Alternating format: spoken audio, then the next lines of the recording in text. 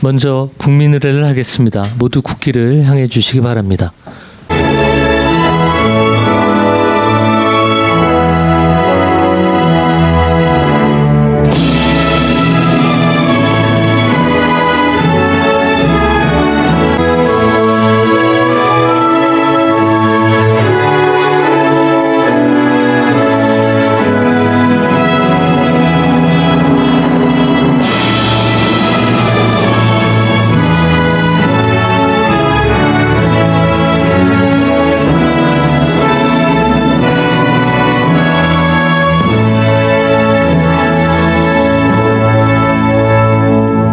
바로 모두 자리에 앉아 주시기 바랍니다. 제41회 국무회의입니다. 대통령님께서 개회선언과 함께 모두 말씀을 하시겠습니다. 네, 제41차 국무회의를 시작하겠습니다. 네, 미국 이민당국에 의해서 구금됐던 우리 국민들께서 조만간 귀국할 예정입니다. 갑작스러운 일에 많이 놀라셨을 텐데 깊은 위로 말씀을 드립니다. 국민 안전의 최종 책임자인 대통령으로서 큰 책임감을 느낍니다. 관계부처는 모든 분들이 안전하게 돌아오실 때까지 상황을 계속해서 세심하게 관리해 주시기 바랍니다. 한미 양국의 동반 발전을 위한 우리 국민과 기업의 활동에 부당한 침해가 가해지는 일이 다시는 재발하지 않기를 바랍니다. 우리 정부는 유사한 사례가 반복되지 않도록 미국과의 긴밀한 협의를 통해 합리적 제도 개선을 신속하게 추진해 나가겠습니다. 실질적 성과가 나올 수 있도록 상호 신뢰와 동맹 정신에 따라 교섭 노력을 적극적으로 기울여 주시기 바랍니다. 우리 경제의 필수 과제라고 할 수 있는 민생 안정을 위해서는 구조적인 장바구니 물가 불안이 반드시 해소돼야 합니다. 실제 복잡한 유통 구조 등 여러 요인 때문에 우리의 식료품 물가는 OECD 평균보다 무려 50% 가까이 높다고 합니다. 같은 고물가라도 그 충격은 취약계층에게 더 클 수밖에 없고 이는 양극화와 불평등을 심화시키게 됩니다. 경제 전체의 활력도 당연히 저하됩니다. 이런 상황을 방치하면 어떤 민생 안정 대책을 내놓는다 해도 그 효과가 제한적일 수밖에 없습니다. 과감한 물가 대책이 필요한 이유입니다. 일전에도 당부드렸지만 소비자와 생산자가 모두 체감할 수 있도록 불합리한 유통구조 개혁에 보다 속도를 내주시기 바랍니다. 그리고 민생경제 회복에 더욱 탄력이 붙을 수 있도록 소상공인 체감경기 제고 그리고 지역경제 활성화 대책도 함께 수립해 주시기 바랍니다. 우리 대한민국을 인공지능 세계 3강으로 이끌 컨트롤 타워 역할을 할 수 있는 국가인공지능전략위원회가 어제 출범했습니다. 미래경제산업의 핵심 전장이라 할 인공지능 분야에서 우리가 앞서려면 국민, 기업, 정부가 함께 국가적 역량을 총결집해야 합니다. 장롱 속의 금반지를 모아서 IMF 국난을 이겨내고 IT 강국의 초석을 닦았던 것처럼 인공지능 3대 세계 3강으로 향하는 길도 우리 국민들이 함께 해야 비로소 이룰 수 있습니다. 이를 위한 마중물인 국민성장펀드의 차질 없는 출범에 만전을 기해 주시기 바랍니다. 지속 가능한 성장은 국민이 주도하고 국민 경제 전체가 그 과실을 나눌 때야 비로소 가능하다는 점을 다시 한번 강조드립니다. 오늘은 좀 이 얘기도 하나 해야 될 것 같아요. 경제 전체의 파이를 키우려면 공정한 경쟁이 전제되어야 됩니다. 공정한 경쟁은 기업 분야뿐만 아니라 노동 분야도 마찬가지입니다. 특히 취업 시장은 어느 분야보다 투명하고 공정한 경쟁이 필수입니다. 극히 일부 사례라고 믿겠지만 최근에 노동조합원 자녀에게 우선 채용권을 부여하자라고 하다가 말았다는 그런 논란을 제가 보도에서 본 일이 있습니다. 이래서는 안 되겠죠. 불공정의 대명사 아닙니까? 현장의 어려움은 이해하지만 힘이 있다고 현직 노조원 자녀를 특채해라라고 해서 그걸 규정으로 만들고 이러면 다른 사람들이 억울한 일을 당할 수 있지 않습니까? 기업과 노조, 노조와 기업 양측 모두 국민 경제의 중요한 한 축입니다. 임금 체불, 소홀한 안전관리 이런 걸 없애야 되는 것처럼 이런 사회 갈등을 유발하는 노동자 측의 과도한 주장도 자제돼야 됩니다. 상호 존중을 바탕으로 피차 책임 있는 행동을 취해 줄 것을 다시 한번 요청드립니다. 이상입니다. 네, 이후 회의는 국무총리께서 진행해 주시겠습니다. 네, 오늘도 부처별로 발제하시면서 현안 토의를 하겠습니다. 기재부부터 민생 경제 회복 및 안정 방안에 대해서 발제해 주시기 바랍니다. 예, 기재부 장관입니다. 추석을 계기로 민생 안정을 위한 정책을 통해서 민생 활력 제고에 총력을 다 기울이겠다는 말씀을 드리겠습니다. 최근 민생 여건은 저희 새 정부 출범 이후에 7월달 소매 판매가 2년 5개월 만에 최대폭으로 증가하고 있고 8월달 소비 심리도 7년 7개월 만에 111.4로서 이게 100이 넘으면은 아주 좋은 겁니다. 최고치를 하는 등 내수 부진이 반전되고 있는 상황입니다. 이러한 내수 반전이 국민들께서 더 체감하시고 피부로 느낄 수 있는 민생 회복으로 이어질 수 있도록 하반기에 모든 정책적인 노력을 강화하겠다는 말씀을 드리겠습니다. 다만 좀 전에 대통령께서 말씀하신 것처럼 전반적인 소비자 물가는 2% 내외로 관리되고 있습니다만 특히 농축수산물, 가공식품, 외식 같은 경우는 사실 높은 게 사실입니다. 그래서 저희들은 이 세 가지 분야에 정책적인 노력을 집중해서 물가를 안정시키겠다는 말씀을 드리겠습니다. 소비도 전반적으로는 확산되고 있습니다만 지방까지 소비 개선세가 확산되는 데 애로가 있어서 특별히 이제 지역으로까지 확산되는 데 중점을 둘 계획입니다. 앞으로 대응 방향에 있어서는 추석 계기로 인해서 첫 번째는 성수품 물가 안정에 총력을 기울이도록 하겠습니다. 그리고 두 번째는 민생 부담 경감, 그리고 세 번째는 지방 중심 내수 활성화에 중점을 두고 정책을 추진하도록 하겠습니다. 추석 대비 성수품 물가 안정 대책입니다. 공급을 확대하겠습니다. 21대 성수품에 대해서는 역대 최대인 17만 2천 톤을 공급하도록 하겠습니다. 배추, 무, 소, 돼지, 고등어 등 21개 품목이 되겠습니다. 그리고 할인 지원도 확대하겠습니다. 정부가 할인 지원을 재정에서 지원해서 전통시장에서 성수품을 매입하는 경우 최대 50% 할인까지 될 수 있도록 지원하겠습니다. 그리고 추석에는 성수품 선물 세트를 많이 구입하십니다. 그래서 이 부분도 최대 50%까지 할인되도록 정책적인 재정 지원을 하도록 하겠습니다.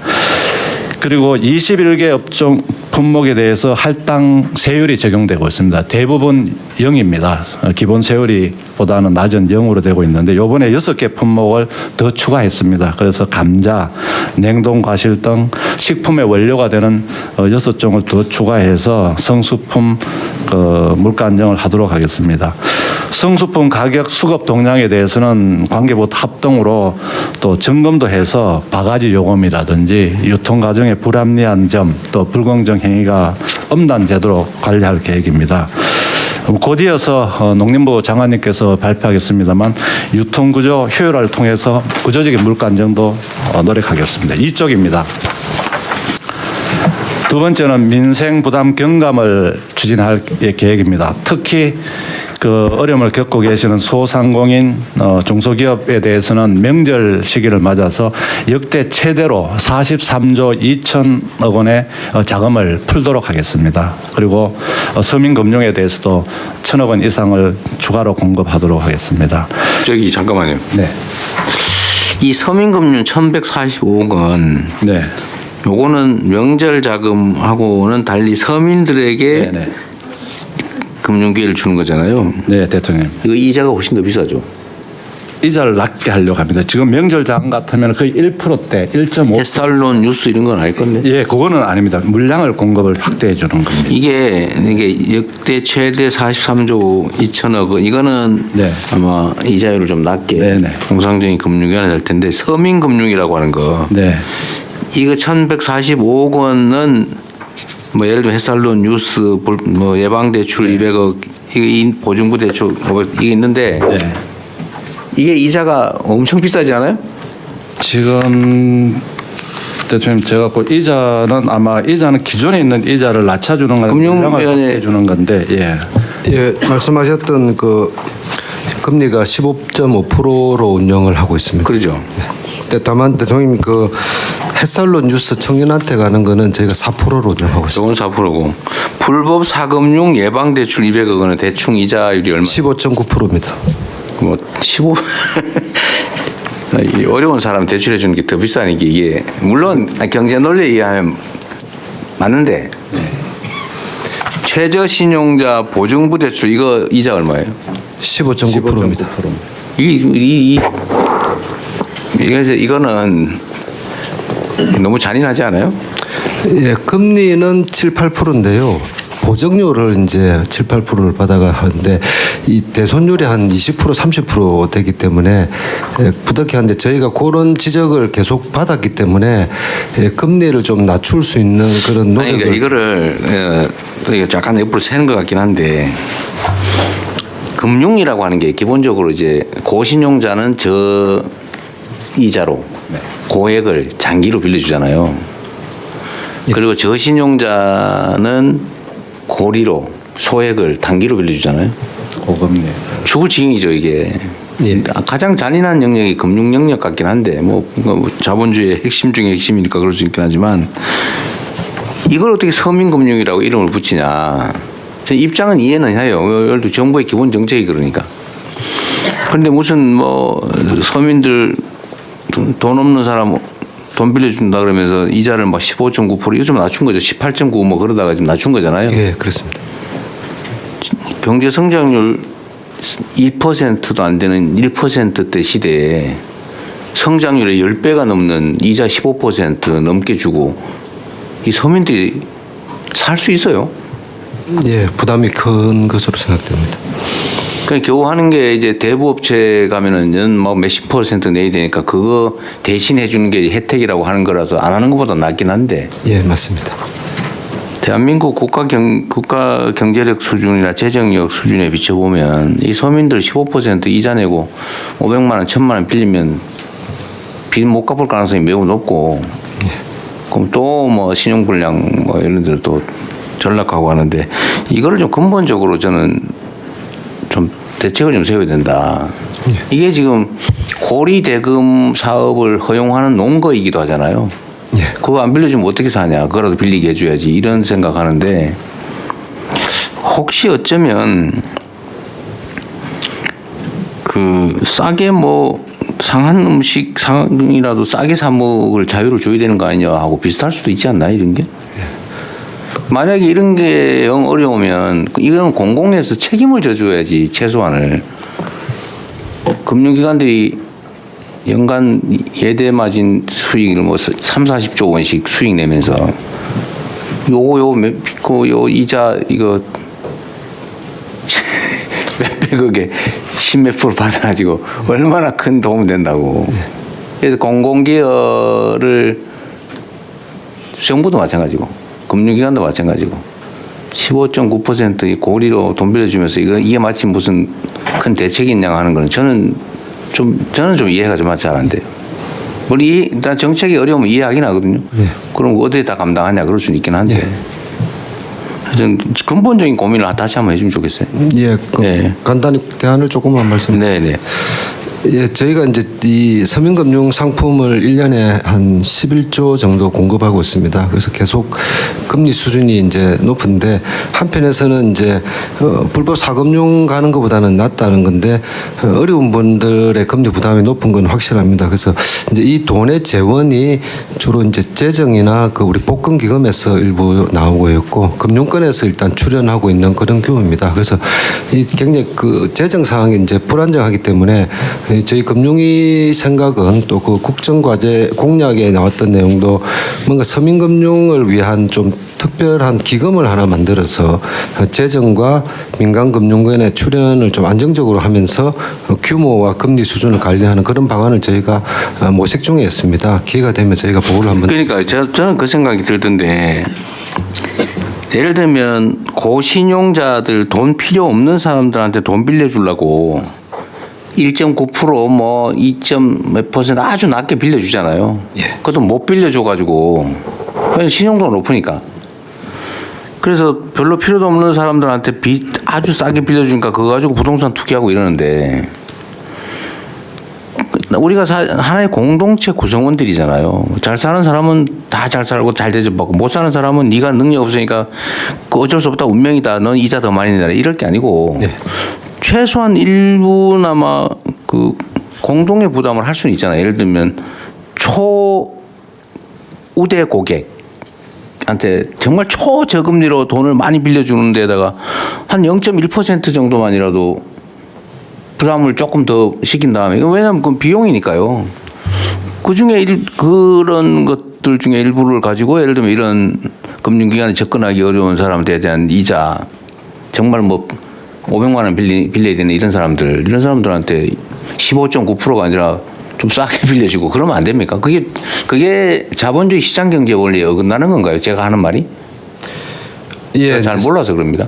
사회 공동체의 어떤 그 원활한 작동 이런 측면에서는 저희 상생금융이라는 이름으로 한번 추진해 볼 텐데 기본적인 방식은 그 개별 거기보다는 금융회사의 이익이 좀 많고 있으니까 그 부분의 일정 부분을 저희가 출연료로 일단 좀 출연을 시키면 사실상 그 출연료가 그 저리로 대출 받는 사람들한테 부담을 주니까 그 출연료를 해서 저는 공동기금을 네. 마련하면 되지 않을까 그렇게 생각합니다. 그러니까 이게 이제 또 그러면 금융기관의 수익을 왜 다른 서민들 금융에 써야 되냐라는 반론이 있을 수 있지만 또 한편으로 보면 금융 시스템이라고 하는 게 무슨 개인 기업이 기술 개발하고 시장 개척해가지고 경영 혁신해가지고 돈 버는 게 아니고 그냥 대한민국이라고 하는 거대 공동체의 화폐 발행 권한을 활용해서 돈벌이를 하는 거잖아요. 예.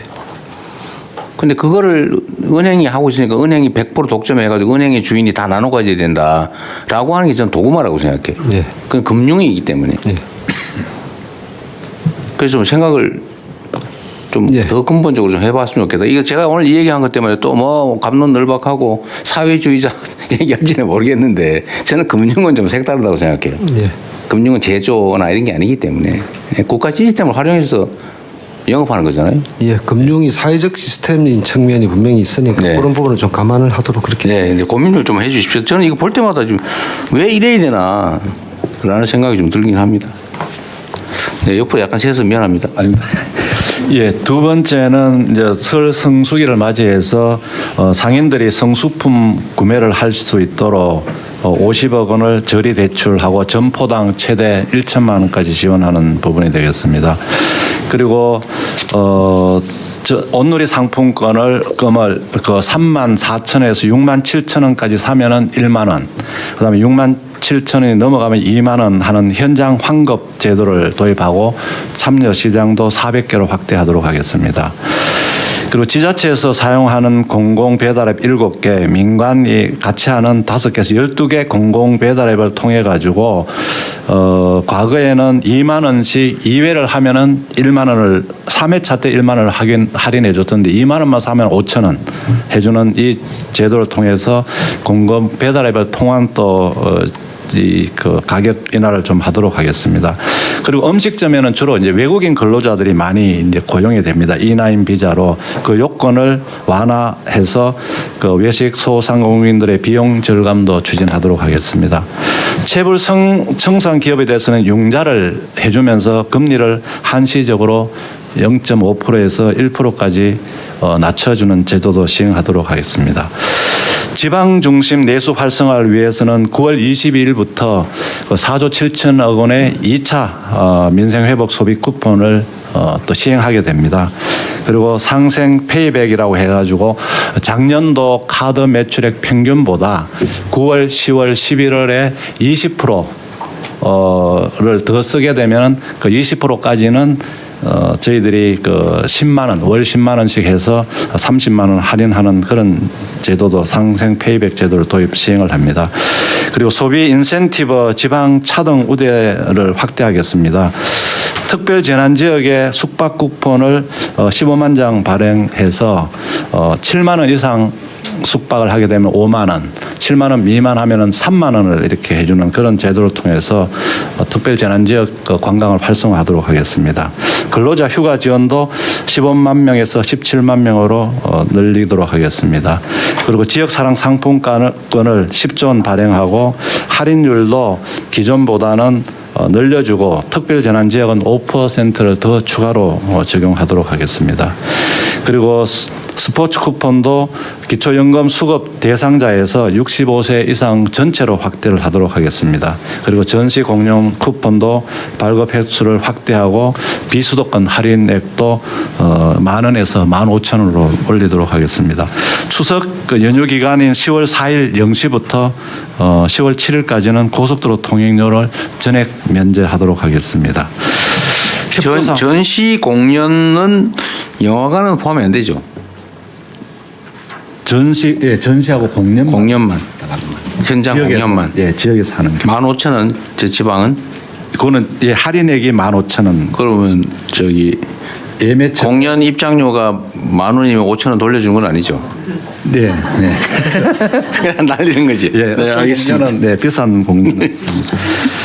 한 가지 그 국무위원님께 좀 당부드릴 사항이 있습니다. 저희들이 그 지방 살리기 해서 지역과 그 상생 자매 결혼을 지금 맺도록 했습니다. 그래서 행안부 주관으로 해서 저희 기획재정부 같은 경우는 4개 군을 이렇게 정했습니다. 그래서 이번 기회에 추석을 맞이해서 저도 그 자매 결혼 맺은 지역을 현장 방문을 하려고 하는데 장관님께서 현장 방문해 주시고 또 필요하다면은 뭐 특산물 구매라든지 또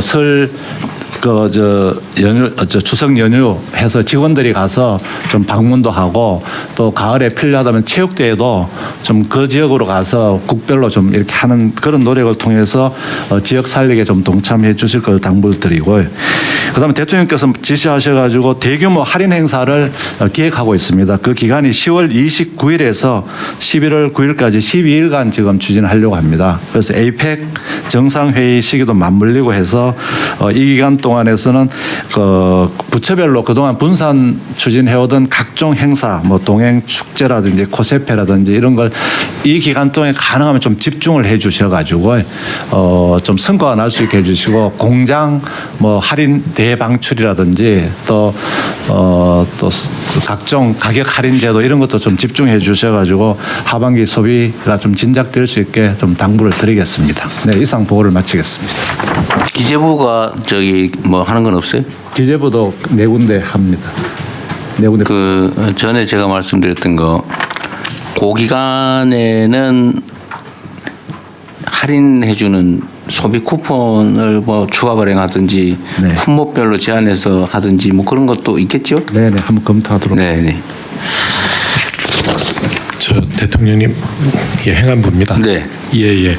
그 기간은 이제 9월 22일서부터 민생 회복 소비 쿠폰 2차 지급이 네. 시작이 되고요. 또 아울러서 그 2차 추경에서 이 확보한 6천억의 이 지역사랑 상품권 발행이 시작이 되는데요. 약 연말까지 10조 정도의 발행액이 발행될 예정입니다. 지금까지 연구 결과에 따르면 약 발행액의 130% 정도의 소비 진작 효과가 있는 것으로 그렇게. 네. 알겠습니다. 농식스품부는 기재부 장관 배속에 1.3을 곱해가지고 해주세요. 어디 갔어요? 여기 있습니다. 바로 하시죠. 네, 바로 하겠습니다. 농산물 유통구조 개혁 방안입니다. 주로 그 채소 과일류 중심으로 말씀드리겠습니다. 아시는 것처럼 저장성이 부족하고 부패 감모도 심하기 때문에 유통이 굉장히 어려운 특징이 있고요. 그리고 유통구조 자체가 비효율적이라 생산자랑 소비자 모두한테 부담으로 작용하고 있습니다. 우리나라 농산물 유통 비용률은 49.2%입니다. 그러니까 1,000원짜리 물건이면 그중에 한 절반 정도가 유통 비용이라고 할 수 있습니다. 근데 선진국하고 비교하면 이게 높은 것은 아닙니다. 사실은 유통 비용이 산지, 수집, 선별, 운송, 포장 여기 인건비까지 반영이 되는 것이라 어떻게 보면은 이게 이제 부가가치라고 보는 분도 있습니다. 그렇지만 우리가 이제 국토 면적이 일본이나 미국보다 작고 그다음에 가격 변동성이 크다는 게 더 문제인 것 같습니다. 그러니까 물가가 출렁거리는 겁니다. 하루 단위로. 그래서 이 부분은 좀 개선이 필요하다라고 보고 있고요. 그 주요 유통 경로가 공영 도매 시장입니다. 우리로 말하면 이제 32개 공영 도매 시장이 있는데 가락동 시장이 주로 기준 가격을 제공하는 역할을 합니다. 근데 그 경매를 하는 구조다 보니까 물건이 뭐 경매 따라서 움직여야 되고 주체 간의 경쟁이 부족한 상태입니다. 6개 도매 법인이 몇십 년째 이제 그대로 하고 있는 뭐 이런 상태입니다. 그래서 그 유통 법인들 중심으로 하면 수익은 상당히 안정적인 데 비해서 그 출하자를 지원해 준다거나 물가 안정과 같은 공익적 역할은 상당히 미흡한 것이 아니냐라는 비판이 있는 상태입니다. 그래서 저희들은 이 구조를 좀 개선해야 되겠다라고 생각을 했고 크게 개선의 방향을 4가지로 잡고 있습니다. 일단 목표는 생산자와 소비자 모두가 만족하고 그 기후위기에도 불구하고 스마트 농산물의 유통 구조로 바꾸는 게 좋겠다라는 생각을 하고 있고요. 목표는 그렇습니다. 이렇게 매일 출렁거리는 그 변동폭을 절반 정도로 완화하겠다. 그리고 유통 비용을 10% 이상 절감하겠다. 그리고 유통 구조 자체를 온라인 도매 시장에서 50% 정도가 거래될 수 있는 구조로 완전히 전환하겠다라는 것이 목표입니다. 일단 지금 현재의 그 가락동 같은 공영 도매 시장이 다단계고 경매 중심인데 이것을 단계를 대폭 축소하고 그 거래 방식을 온라인 중심으로 바꾸는 방식으로 전환을 하고 하지만 당분간은 상존하게 될 기존의 도매 시장의 거래 방식을 경매에서 예약 거래 중심으로 바꾸자라는 것입니다. 그리고 그 이익을 좀 공공성을 강화할 수 있는 방안으로 바꾸자라는 것인데요. 그래서 구조를 하나 더 만들어서 구조 간의 경쟁을 모색하고 구조 내의 효율성을 강화하겠다라는 것이 큰 방향이고 결국 소비자가 접근할 때 소매 유통 단계에서는 소비자한테 정보를 그 제공을 하는 방식으로 투명하게 그 가격을 좀 그 소비자가 알 수 있도록 정보를 제공하겠다는 것이고요. 무엇보다도 유통 효율화의 기반은 공급이 안정이 돼야 됩니다. 그러니까 기후 변화가 심하기 때문에 공급에서 물량이 딸려버리면 이게 유통 구조가 아무리 효율화돼도 가격이 오를 수밖에 없는 구조이기 때문에 그렇습니다. 그래서 이런 방향성 하에 크게 저희들이 바꾸려는 방향은 4가지로 압축을 했습니다. 첫 번째, 온라인 도매 시장으로 기존의 공영 도매 시장 구조를 전환을 하자라는 것이고요. 온라인 도매 시장이 지금 현재로는 초기 단계이지만 농가 수칙 가격을 3.6% 정도 올리고 그다음 유통 비용도 7.5%포인트 낮추는 것으로 집계가 되고 있습니다. 그리고 유통 단계가 현재는 4단계인데 이것을 1단계나 2단계로 축소를 시킬 수가 있는 장점이 있습니다. 그래서 이것을 효율화하기 위해서는 판매 판매자 가입 기준을 완화해서 현재는 거래 규모가 20억 원 이상 되는 사람만 온라인 도매시장에 참여할 수 있습니다. 이 기준을 없애겠습니다. 그래서 누구나 자유롭게 참여할 수 있도록 만들고 산지에서는 스마트 APC가 지금 30개 정도가 있는데 이것을 2030년까지는 300개소로 늘려서 출하 비용 절감을 유도를 하겠습니다. 두 번째는 도매시장입니다. 지금 현재 잠깐만요. 예. 이 온라인 도매 시장이 예. 정부가 운영하는 게 있나 보죠? 지금 AT가 하고 있습니다. 예. 장은 AT가 하다니? AT, 그러니까 우리 유통공사, 농식품 유통공사가 유통공사가? 운영을 하도록 하고 있고요. 예. 여기에 예. 판매자가 20억 원 이상 매출이 돼야 예. 들어올 수 있게 해놨다고. 예, 지금 현재는 그런데 이 기준을 요건을 완화하면 누구나 판매자와 구매자로 참여를 할 수가 있습니다. 그전에 이걸 왜 규제를 해놨죠? 그러니까 이 신뢰 문제인데요. 예, 그래서 그거를 좀 감독하기 위해서 원래는 이제 구매하시는 분도 1,000억 이상 구매를 해야 들어올 수 있다. 1,000만 원 이상 해야 구매할 수 있다. 뭐 이렇게 했었는데. 보증제도를 도입하면 되겠네. 네, 그래서 이 부분을 좀 판구매자 조건들을 완화를 해서 많이 참여할 수 있도록 하려고 그렇게 생각을 하고 내가 있습니다. 고추 500평 농사 지어가지고 팔아보겠다. 그런 사람 원래는 안 되는 거네요. 맞습니다. 알았습니다. 예. 그다음에 지금 현재 가락동 도매시장 같은 경우에 그 매일 수급이 불일치하고 그 경쟁도 부족한 상태입니다. 그래서 그 농산물 위탁 판매 주체가 도매법인인데 수수료율이 7%가 상한으로 돼 있습니다. 물론 7%를 다 받지는 않습니다만 이것이 수익과 연계된 수수료율이 아니라서 여기에서 상당히 영업이익률은 높다라는 이야기가 많이 있었습니다. 그러면서도 그 평가를 해서 퇴출을 하거나 이런 일들은 발생하지 않았습니다. 그래서 저희들은 이 수익이 상당히 나면 수수료도 조정할 수 있어야 되고 그 이익 난 것에 대해서 농업인한테 환원해 줄 수 있는 제도도 도입할 필요가 있고 생산자와 소비자가 참여한 평가위원회에서 성과가 부진한 법인은 퇴출시킬 수 있는 그리고 신규 법인을 들일 수 있는 이런 체계로 경쟁을 도입을 하려고 그렇게 생각을 하고 있습니다. 그리고 매일 물건을 싣고 와서 경매만 찾아보기보다는 미리 그 하루 전이라도 정가 수의 매매를 할 수 있는 체계를 만들고 그래서 거래량이 얼마일지 예측해보는 뭐 그런 방식의 그 출하 예측 시스템도 구축을 하려고 합니다. 장기적으로는 온라인 도매시장이 활성화되게 되면 지금 현재의 도매시장은 경매 장소가 아니라 물류 거점으로서 기능을 하고 역할을 전환할 수 있도록 유도하고자 합니다. 제일 중요한 게 이제 소비자 입장에서는 내가 어디 가서 싸게 물건을 구입할 수 있느냐 이런 정보일 것입니다. 근데 현재까지는 이런 정보를 제공하고 있지 못합니다. 다만 저희가 카미스라는 시스템을 통해서 71개 농산물에 대해서 그 매일매일 소비자 가격을 제공을 합니다. 제가 이번에 자료 준비하면서 그 한 예를 들어봤습니다. 배추 같은 경우에 이 카미스에 의하면 오늘 소비자가가 6,700원이라고 나옵니다. 그런데 제일 높은 점포에서는 11,100원에 거래가 되고 있고 제일 싼 업체에서는 3,980원에 거래가 됩니다. 그러니까 평균가만 제시되니까 소비자 입장에서는 우리 동네는 10,000원인데 우리 동네는 3,000원인데 이제 이렇게 정보가 맞지 않는 겁니다. 그래서 저희들 생각에 이거를 아예 대국민 앱을 개발하려고 합니다. 그러니까 주요 농산물에 대해서는 우리 동네 어디 가면 얼마다 그래서 투명하게 가격 정보를 제공을 하면 소매 유통 단계까지도 가격을 지나치게 높게 받거나 하는 일들을 좀 막아볼 수 있을 것이라고 생각을 합니다. 그리고 로컬 푸드라든가 온라인 직거래 시스템도 보다 확장해서 다양한 유통 경로를 소비자한테 전달될 수 있도록 바꿔 나가겠습니다.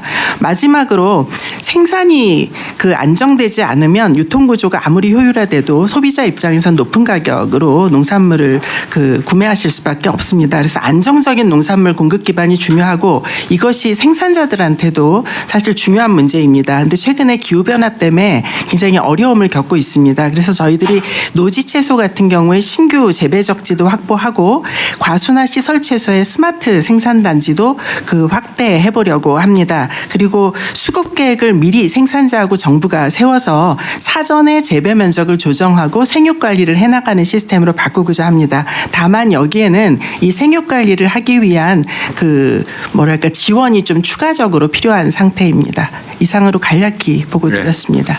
저 하정우 수석 어디 계세요? 네, AI 수석입니다. 예. 이거 지금 예를 들면 내가 오늘 어떤 그 살림사 하는 사람이 내일 뭐 저 손님 몇 명 와가지고 비빔밥 해야 되는데 재료가 뭐가 필요하고 어디서 사면 가장 싸게 사고 어디다 주문하면 되고 뭐 이런 거를 이런 게 인공지능화하기 딱 좋은데 이런 걸 예를 들어 아까 앱을 만들겠다고 하잖아요. 네네. 앱도 어쨌든 이제 앞으로 인공지능 기능이 들어가면 더 유용해질 텐데 네. 이거 국민들이 예를 들면 내가 앱 들고 다니다 전화기 들고 다니다가 띡 눌러서 저기 가장 싼데 어디 찾아가지고 저 시금치하고 몇 인분 김밥 쌀 거 저 주문해 주세요 이렇게 하면 지가 막 찾아가지고 할까요 물어보면 이렇게 눌러서 할 수 있는 게 언제쯤 될 것 같아요? 기술적으로 보면은 개별 모듈들은 다 있습니다. 아마 이미 커머스 앱들이 있고 그다음에 관련된 그 농식품부에서 데이터 같은 것들을 공개를 해주면 시간적으로 봤을 때 뭐 100%짜리는 다 아니더라도 몇몇 영역을 좁혀 놓는다면은 내년 내후년 정도의 시범 서비스는 좀 가능해 보이는데요. 세상 모든 전에 거는 어려워 보이고요. 예. 마스크 공급 시스템 만들려고 데이터 개방했더니 거기 5일 만에 다 만들었다는 거 아니에요? 네네. 그 부분은 로직이 명확하게 딱 정해져 있는 거고 이거 같은 경우는 가격 비교를 해야 되고 해당하는 위치에 해당하는 상품이 있는지 없는지 고객 가격한지 아닌지 거기에 어떤 요리에 어떤 재료가 들어가는지 뭐 이런 것들을 좀 복합적으로 봐야 되는 것들이 있다 보니까 이런 것들을 취합하는 데에서의 뭐 풀어야 될 것들이 좀 있어 보이는 거고 기술적으로는 그렇게 오래 걸린 문제는 아니라고. 그러면 인공지능이 이렇게 물어봅니까? 경상도식으로 할까요? 제주도식으로 할까요? 이렇게 물어볼 수도 있어요. 요리를 말씀하시는 걸까요? 네. 그것도 김밥도 가능합니다. 종류가 여러 가지잖아요. 이게 왜냐하면 김치 김밥 그 불고기 김밥 뭐 이런 게 있잖아요. 예, 그런 가능하죠. 예, 실제로 생성형 AI 서비스들을 써 보면 레시피 가르쳐 달라면 제법 잘 가르쳐 주기도 하고요. 거기에 있는 정보들을 개별 재료로 연동하는 이런 부분들 추가 작업이 좀 필요할 것 같긴 한데 어떤 프로토타입 정도의 서비스는 꽤 빠르게 진행할 수 있을 것 같고 전략이 통해서 한번 논의해 보겠습니다. 추가로 좀 설명을 드리면요. 네, 중기부 한성수입니다. 그 궁금해하시는 것이 가격을 비교하는. 뭐 가격 비교도 해야 되고 품질 비교도 해야 되고. 그렇다고 음식 하면 종류도 해야 되고. 지금 이제 농산부 장관님 얘기하신 그 부분에 있어서의 산지의 가격들이 데이터로 올라오기만 하면 지금도 제공은 합니다. 그리고 온라인 쇼핑몰들이나 각종 사이트들에서 다 올려놓은 가격 정보들을 비교해주는 것들은 지금도 다 되고는 있고 그걸 담아서 레시피 DB까지 해서 서비스하는 것도 지금 인터넷 서비스 있는 걸 다 긁어 모으면 어느 정도 약간 품질은 낮겠지만 가능은. 네, 그거는 이미 데이터화돼 있기 때문에 그거는 그 기획만 좀 잘해서 어떻게 하겠다고 하면 그 부분은 할 수 있을 겁니다. 그러니까 그거를 그러니까 정부에서 그 일종의 뭐 기초 데이터를 다 열어주고. 네. 우리가 그걸 만들면 사고가 나니까. 네, 민간에 공모를 해가지고. 예. 그 되면 정부가 투자하고 민간도 일부 투자하고 해서 플랫폼 하나 만들어서 농산물 거래 시스템을 새로 만들 수도 있는 거 아니에요? 네, 충분히 가능해 보이고요. 그 한승수 장관님 말씀하셨던 것처럼 개별 데이터들의 데이터를 접근할 수 있는 API나 뭐 MCP 이런 것들 연결하고 약간 에이전트에 가까운 것들은 민간에서 빠르게 구축 가능하니까 충분히 한번 시도해 볼 수 있을 것 같습니다. 어쨌든 2년 후 이러지 마시고요. 2년 후 이런 소리 하지 말고 가능하면. 네. 예. 대통령 단계별로. 대통령 적절시합니다. 네. 그런데 농산물 쪽이 사실 공산품하고 너무 달라서 네. 어떤 뭐 사과만 해도 선도 지역 여기에 따라서 달라서 그렇죠. 제품 가격을 표준화하고 이러기에는 매우 어려운 가장 난이도가 높은 분야입니다. 그래서 B2B로 할 때 도매로 하는 거는 어느 정도 되는데 이게 소매당 단위로 하면은 이거는 수만 그런 가구가 필요해서 그 케이스가 그래서 이거는 다른 제품하고 소매 단위로 가격을 확인하고 이런 것조차도 그렇게 가벼운 문제는 아닙니다. 데이터베이스 자체가. 그렇죠. 아니 근데 아주 합리적 의사결정을 하는 거는 그건 인공지능이 아니고 그냥 판단도 스스로 알아서 하되 부족함이 있을 수도 있죠.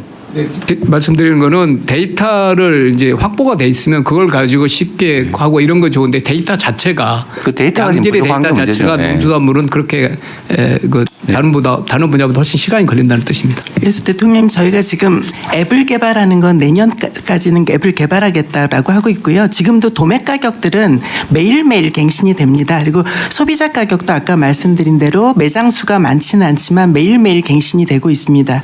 평균 가격 네. 위주로요. 예. 근데 앱을 개발하는 건 좋은데 네. 아마 각 부처 단위로 국민들이 필요한 앱을 만들면 앱을 고르는 앱이 필요할 거예요. 아마. 예. 네, 그거를 통합 시스템을 만들어야 된다 그 말이에요. 네, 실제 농식품부 쪽도 마찬가지고 AI 전략위원회 어차피 당당 본가가 네. 있으니까 민간 중심으로 그리고, 진행하겠습니다. 네, 하나는 농산물 도매 시장에 예. 도매인 자격이 있잖아요. 예. 그게 일종의 특권화돼 있잖아요. 예, 지금 도매법인이 6개가 가락시장 같은 경우에 독점하고 있는 거죠. 예. 경쟁이 잘 안 되고 있다고 볼 수 있습니다. 그러니까 그게 그것도 분야별로 다 따로따로 돼 있어가지고 예. 독점화 돼 있어가지고 예. 다른 데가 안 들어가니까 좀 폐해가 있지 않아요? 잘 모르겠네. 추측상 예. 그래요. 그래서 지금 아까 말씀드린 것처럼 예를 들면 가락시장 예를 들면 도매법인이 6개가 있는데 이게 몇십 년째 한 번도 이제 네. 바뀐 적이 없습니다. 그래서 저희가 지금 이번에 하려는 거는 그리고 수수료율이 7%를 아니, 받을 수 그건 있게 이해를 돼 있고요. 했는데. 그래서 예. 하여튼 독점화되고 경쟁이 없으면은 이제 문제가 생기잖아요. 맞습니다. 그걸 독점을 완화하는 방법은 그래서 뭐예요? 평가위원회를 만들려고 합니다. 추가로 뭐 도매법인 허가를 내주든지. 근데 거기 문제는 공간이 없죠 또. 예. 공간을 나눠 갖고 있죠. 예, 그렇습니다. 그래서 아예 평가위원회에서 평가를 해서 그럼 아예 그냥 출입을 하려고 퇴출을 합니다. 바꾸는 거를 예. 난리 나겠네요. 네. 예, 저항이 있을 것이라고 생각하지만 저희가 농업법에 해야죠. 할 수 있는 조항이 있고요. 그리고 생산자와 그게 소비자- 남산 케이블카 비슷한 거예요. 네. 한번 허가 받으면 네. 죽을 때까지. 예. 아니 안 죽지 참 이 법인은. 예, 그래서 경쟁 체제를 도입하겠습니다. 그 부분도 연구를 좀 해야 돼. 그것도 하나의 지금 어쩌면 정확하게 모르겠는데 네. 이 농산물 가격 불안정 또는 유통 비용 올라가는 원인 중에 하나일 수도 있잖아요. 네, 그렇습니다. 그래서 예. 농림부 장관님 아실 것 같은데요. 그 강서 도매시장이 네, 하고 시장 있는 도매인 시장 도매인 예. 제도가 이 도매법인의 독점 문제를 좀 해결하는 방법일 수 있습니다. 네, 그래서 시장 도메인 제도도 장점이 있는데 단점은 이제 시장 도메인제의 경우에는 또 그 우리 생산자들한테 가격을 이제 과도하게 말하자면 좀 내리 깎는다. 이제 또 이런 문제가 발생한다고 그걸 우려하시는 분들도 있거든요. 네, 나도 연구를 좀 해보세요. 뭐 예. 그다음 네. 중기부 바로 이어서 순서대로 하시죠.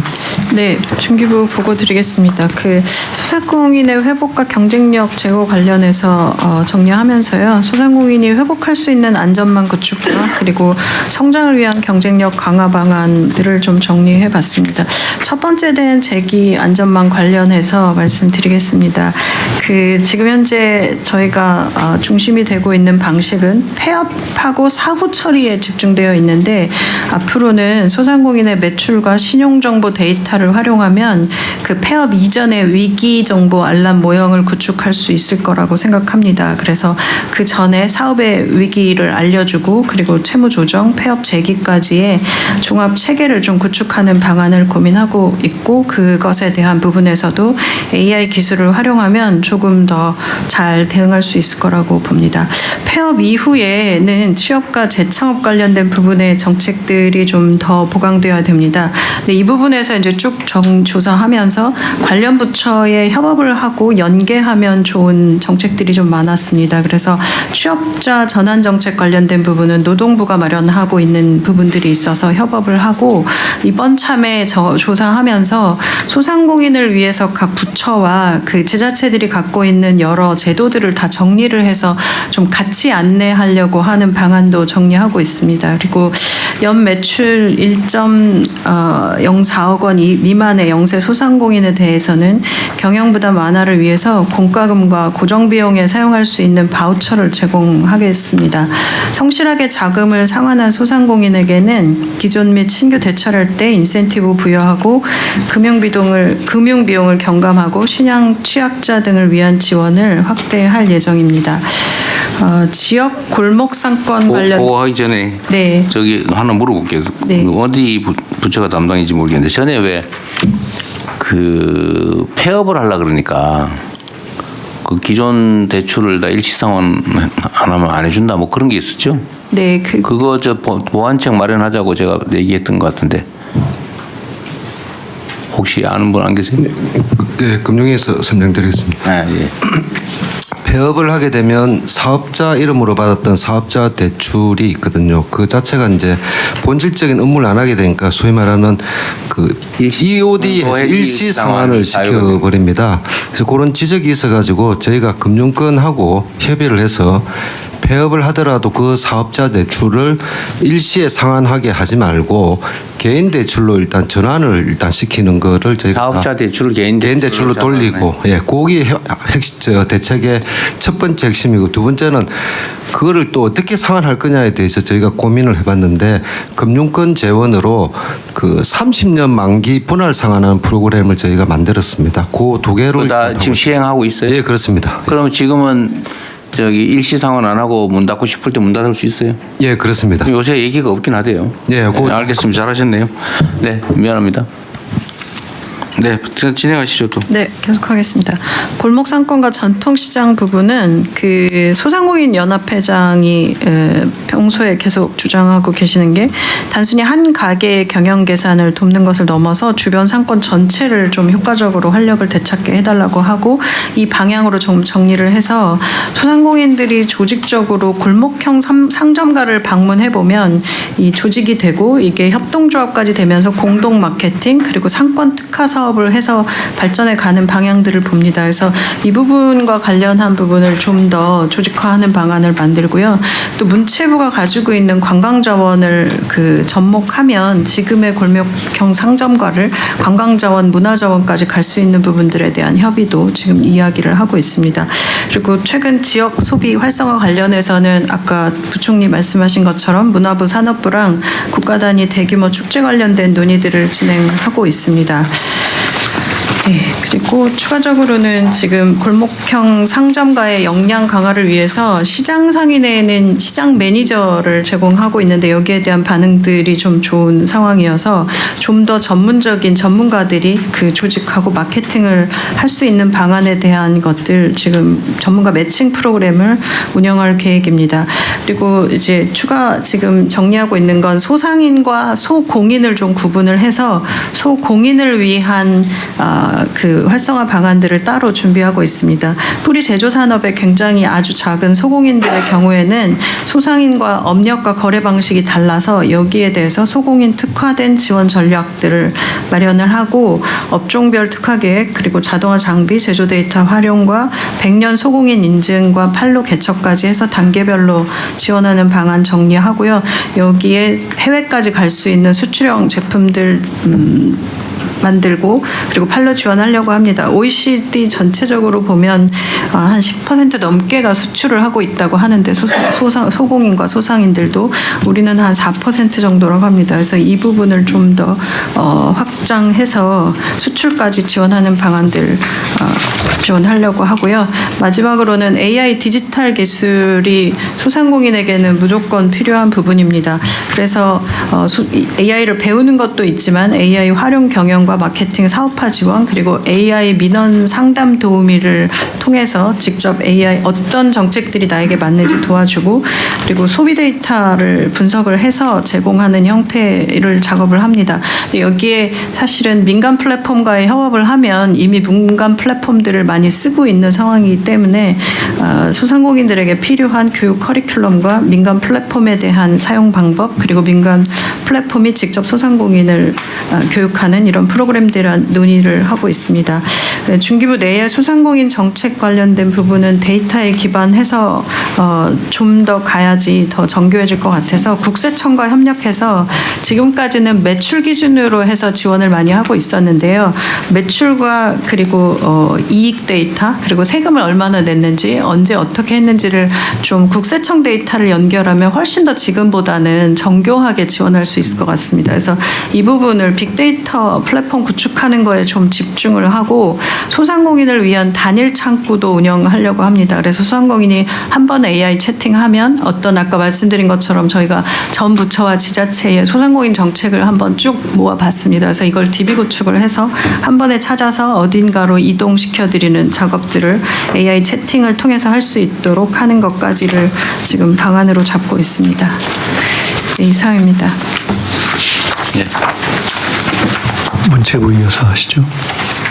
또 다른 부처들도 저만 계속 뭐 얘기하는 것도 미안한데 다른 부처들도 의견 있으면 얘기하십시오. 네, 대표님 제가 하나 이 소상공인은 제가 보니까요 개별 이 소상공인들은 인력도 없고 여유가 없어요. AI 그래봤자 무슨 얘기인지 알아듣지도 못하고 그 교육시킨다가 안 되거든요. 그래서 업종별로 묶어가지고 예를 들어서 하나의 우리가 어떤 공통적으로 AI 아는 사람을 그 업종별로 파견시켜주면은 그래서 이 하는 분도 장사하세요. 내가 이거 다 해드릴게요. 이렇게가 뭐 앱을 하나 개발하면 공통 앱을 하나 마련해 줘야 되지.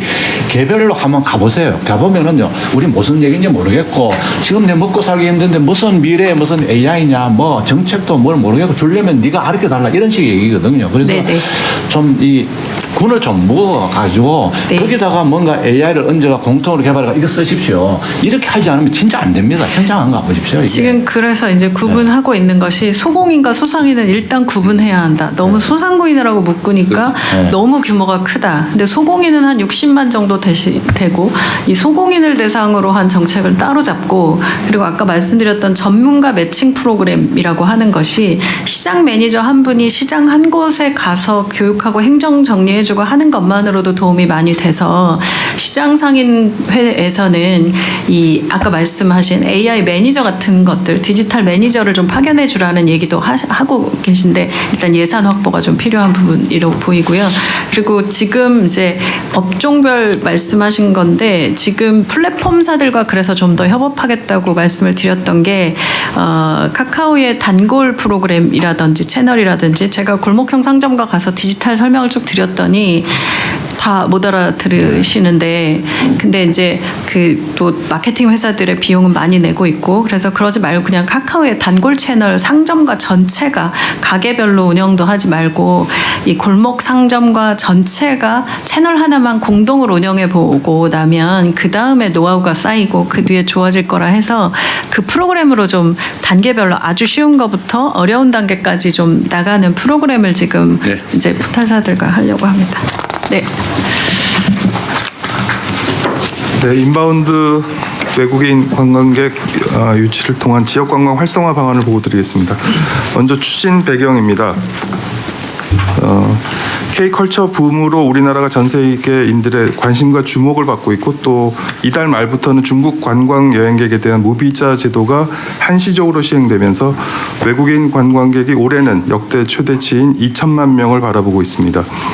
외국인 관광객 한 분이 약 200만 원을 지출한다고 할 때 올해 약 38조 원이 넘는 새로운 소비가 생겨나는 것으로 관광은 이처럼 우리 경제 또 하나의 성장 돌파구가 되고 있습니다. 하지만 문제점도 산적해 있습니다. 외국인 관광객 수는 일본의 고작 절반 수준에 머물고 있고 거의 대부분이 수도권만 다녀가는 지역 편중 현상도 여전합니다. 다양성이 부족한 관광 콘텐츠와 교통 결제 등 여전히 불편한 관광 인프라 역시 지역 관광으로 확장하는 데 걸림돌이 되고 있습니다. 일본만 봐도 도쿄뿐 아니라 오사카, 삿포로, 후쿠오카 같이 관광권이 전국에 퍼져 있고 또 베트남도 호치민, 하노이, 다낭 등 여러 지역들이 우리 머릿속에 떠오르는데 한국은 그냥 서울 한 곳만 외국인들에게 각인되어 있을 뿐입니다.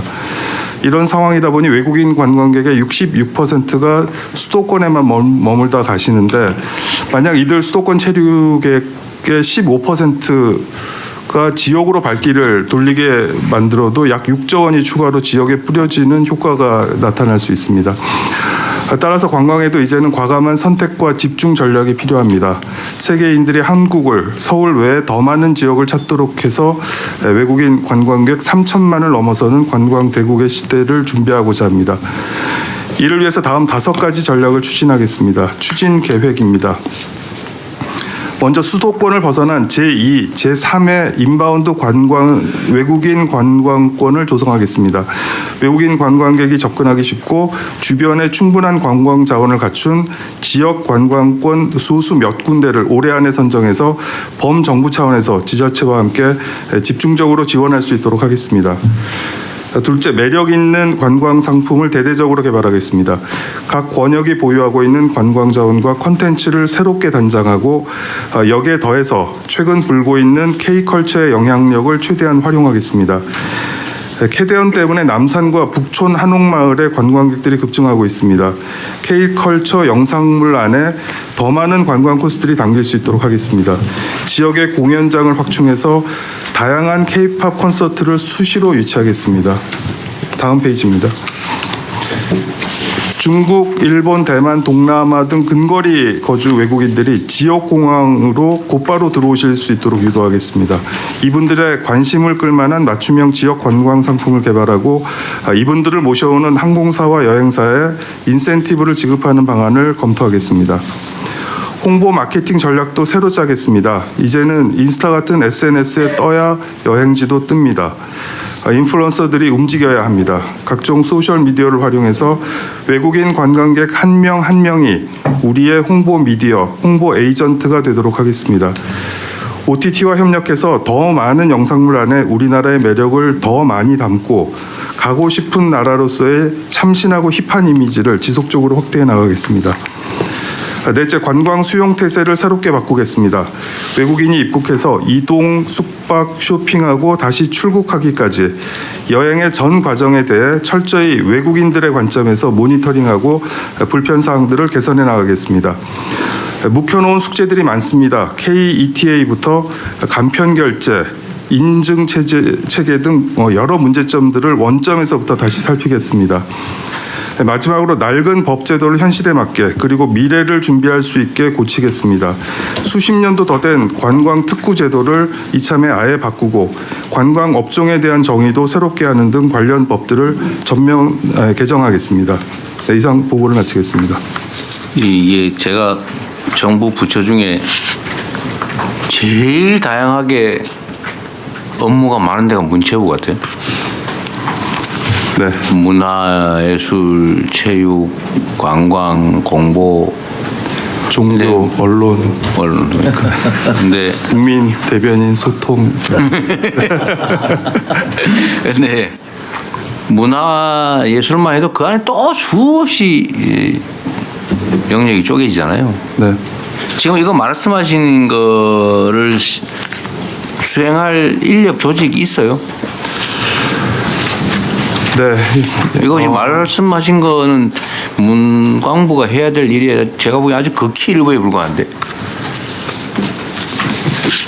실천할 수 있도록 만들어야죠. 아니, 그러니까 조직과 인력이 어느 정도냐 그 말이죠.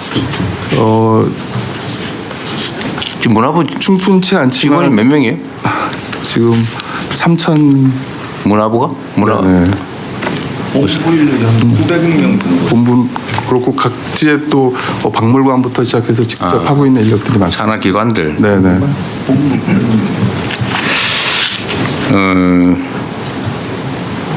이 지금 중소기업부도 그렇고 그죠? 거기도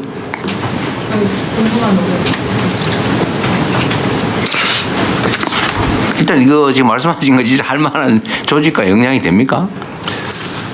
될 수 있도록 하겠습니다. 그래서 관계부처의 협조가 필요하고요.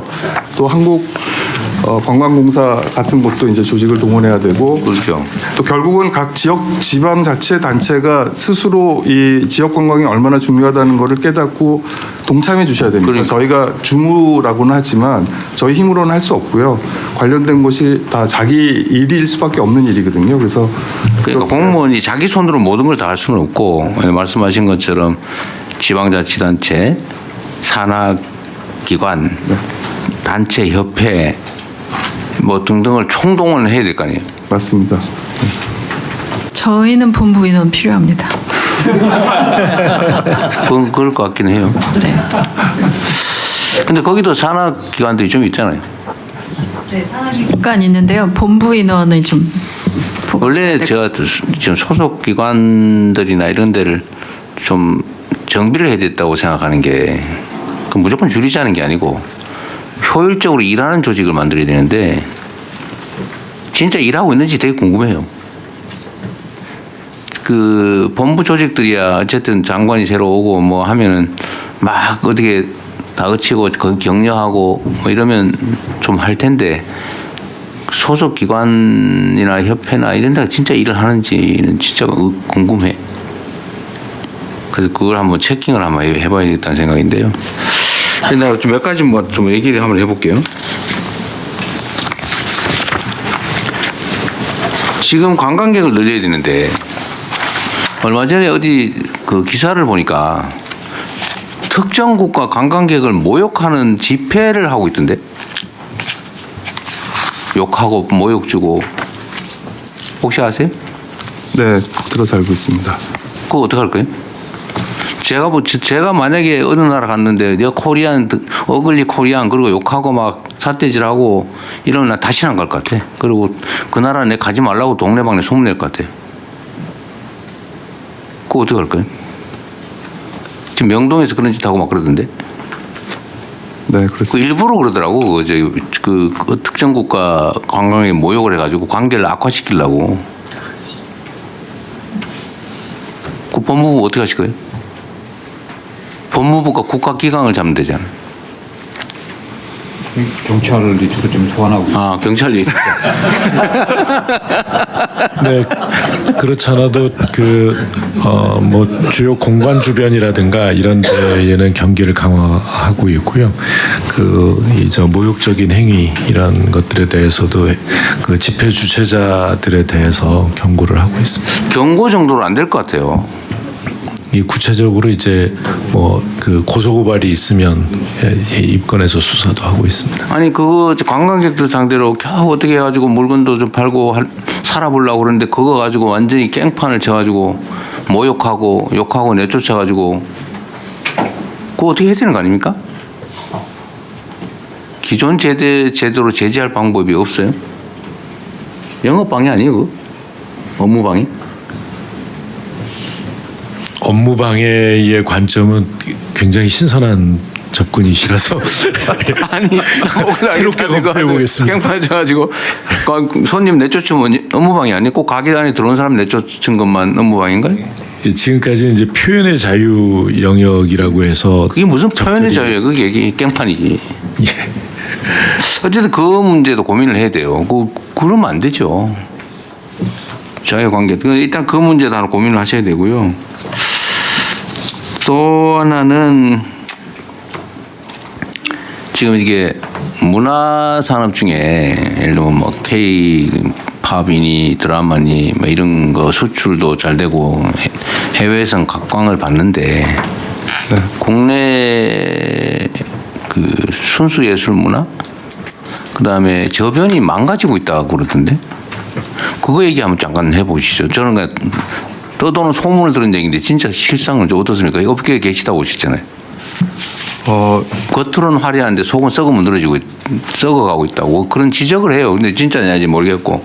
그러니까 가령 캐대원으로 이제 어떻게 보면 영상 산업이 K컬처 영상 산업이 전 세계 각광을 받고 있는데 그럼 우리나라에 영화, 드라마 이런 영상 산업들이 활짝 펴야 정상이지 않겠습니까? 네.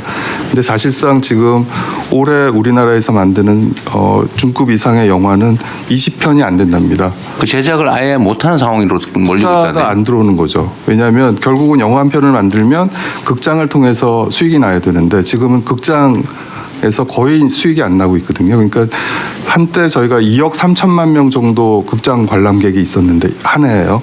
지금 올해는 1억이 안 될 것 같답니다. 그만큼 극장 자체가 사람들이 극장을 안 가고 OTT를 통해서 보통 집에서 이제 영화를 극장 안 간다고 영화 요금을 갖다가 막 50%씩 올리고 이러니까 더 안 가버리는 거 아니에요? 맞습니다. 그 악순환으로 돌고 있죠. 그러다 보니까 돈을 벌어야 되는 영화를 만들면 극장에서 돈을 벌어야 되는데 여기서부터는 일단 막히니까 결국은 투자가 안 들어오는 거고요. 좋은 시나리오를 갖고 있고 좋은 작품을 만들려고 하는 곳들이 영화를 찍는 게 아니라 이제는 OTT 앞에 가서 줄을 서 있습니다. 거기서 투자를 받는 방법밖에 없거든요. 근데 거기서 투자를 받으면 극장에서 수익을 내면 흥행이 되면 돈을 많이 벌 수 있는데 OTT는 그냥 납품하는 거거든요. 그냥 제작비 얼마에 일정한 마진 주고 끝입니다. 그리고 IP를 다 넘깁니다. 지금 캐대언의 IP도 소니가 다 넷플릭스에 넘겼지 않습니까? 그런 식으로 다 넘기기 때문에 사실상 어쨌든 그렇다는 거잖아요. 그러면 대책이 뭔데? 대책을 만들기 위해서 지금 고민들을 많이 하고 있고요. 결국은 지금 OTT는 하나의 흐름이기 때문에 OTT를 막을 수는 없는 거고요. OTT와의 계약 관계에 있어서의 조금 더 공정하고 한쪽으로 쏠리지 않는 그런 계약 구조를 만들기 위해서 좀 도와주고 힘을 모아줘야 되는 것들도 있고요. 또 이 산업 자체를 증진하기 위해서 투자금을 좀 확보해 줘야 됩니다. 투자금을 확보해 주기 위한 다양한 펀드라든지 이런 쪽에서의 또 노력도 해줘야 되고요. 다각적인 지금 방법들을 찾아보고 그 연구를 정말 치밀하게 해야 될 것 같아요. 이번에 문화 예산도 사실 많이 늘렸잖아요. 그 대비해 가지고 일단 해놨는데 어디다 구체적으로 제대로 쓸지를 지금부터 연구를 좀 하셔야 될 것 같긴 하네요. 많이 늘려주시기는 해서 감사히 느끼고는 있지만 정부 재정에서 차지하고 있는 비중은 0.01% 늘었습니다. 그만큼 전체 비중 대비에는 아직도 여전히 부족하고요. 그러긴 하죠. 네, 그 부분은 좀 많이. 그러니까 아니 그 얘기는 맞는 지적이신데 어디에 어떤 사업이 효율적인데 다른 데 쓰는 것보다 여기 쓰는 게 효율적이라고 증명되면 안 쓸 리가 없잖아요. 그걸 만드시는 게 지금 장관님 앞으로 하실 일인 것 같아요. 네, 제가 언제 얼마 안 돼서 그러니까 그걸 못했는데 앞으로는 그런 고민을 좀 많이 해주세요. 네, 알겠습니다. 근데 손이 많이 가죠. 이게 분야가 워낙 넓고 다양해서 그죠. 그래도 해내겠습니다. 네. 그러시라고 저희가 맡긴 거니까 잘해주시고요. 그래서 영화 제작은 지금 말씀하신 대로 그렇다고 해서 예를 들면 제작 지원을 해주면서 공모를 좀 해보는 건 어때요? 대작을 한번 만들 수도 있지 않나요? 그것도 안 돼요. 그 부분도 사실상 왜냐하면 웬만한 대작이라고 하는 게 요즘은 헐리우드나 뭐 OTT 쪽에서 수천억대 제작비가 들어요. 돈 문제가 아니고 내용이 컨텐츠가 좋은 걸 찾아야죠. 네, 그건 해야죠. 그래서 지금 좋은 것들이 주로 OTT 문 앞에 가서 줄을 서고 있는데요. 그쪽에 줄 서 있는 분들한테 그쪽이 아니라 또 다른 기회가 있어요. 기회를 주고 여기서 잘 만들어서 팔면 되죠. 네네네. 그 부분들의 어떤 대안을 만들어주기 위한 노력들을 그러니까 그걸 해야 될 것 같아요. 네. 그 다음에 전에 한번 제가 안 계실 때 얘기했던 건데 우리가 지방 균형 발전이 지금 최대 과제인데 저 지방에다가 대규모 그 촬영 시설 이런 거 좀 모아가지고 거기 가면 다 할 수 있게 이런 걸 하라고 했더니 저기 충청도 남쪽으로 하면 경쟁력이 없을 거다 그렇게 누가 그때 얘기를 해가지고 얘기하다 말아버렸는데. 혹시 그런 건 어떠세요? 그 지방자치마다 조그마하게 뭐 분산돼 있잖아요. 지금 촬영 같은 경우도 좀 새로운 개념으로 접근할 필요가 있는 게요. 지금 한국에서 미국을 배경으로 하는 영화를 인천에서 찍고 있습니다. 그리고 이번에 폭삭소가수다도 대부분 보면 다 제주도 같지만 사실은 안동에서 찍었습니다. 그만큼 이제는 그 촬영하는 기법도 달라지고요.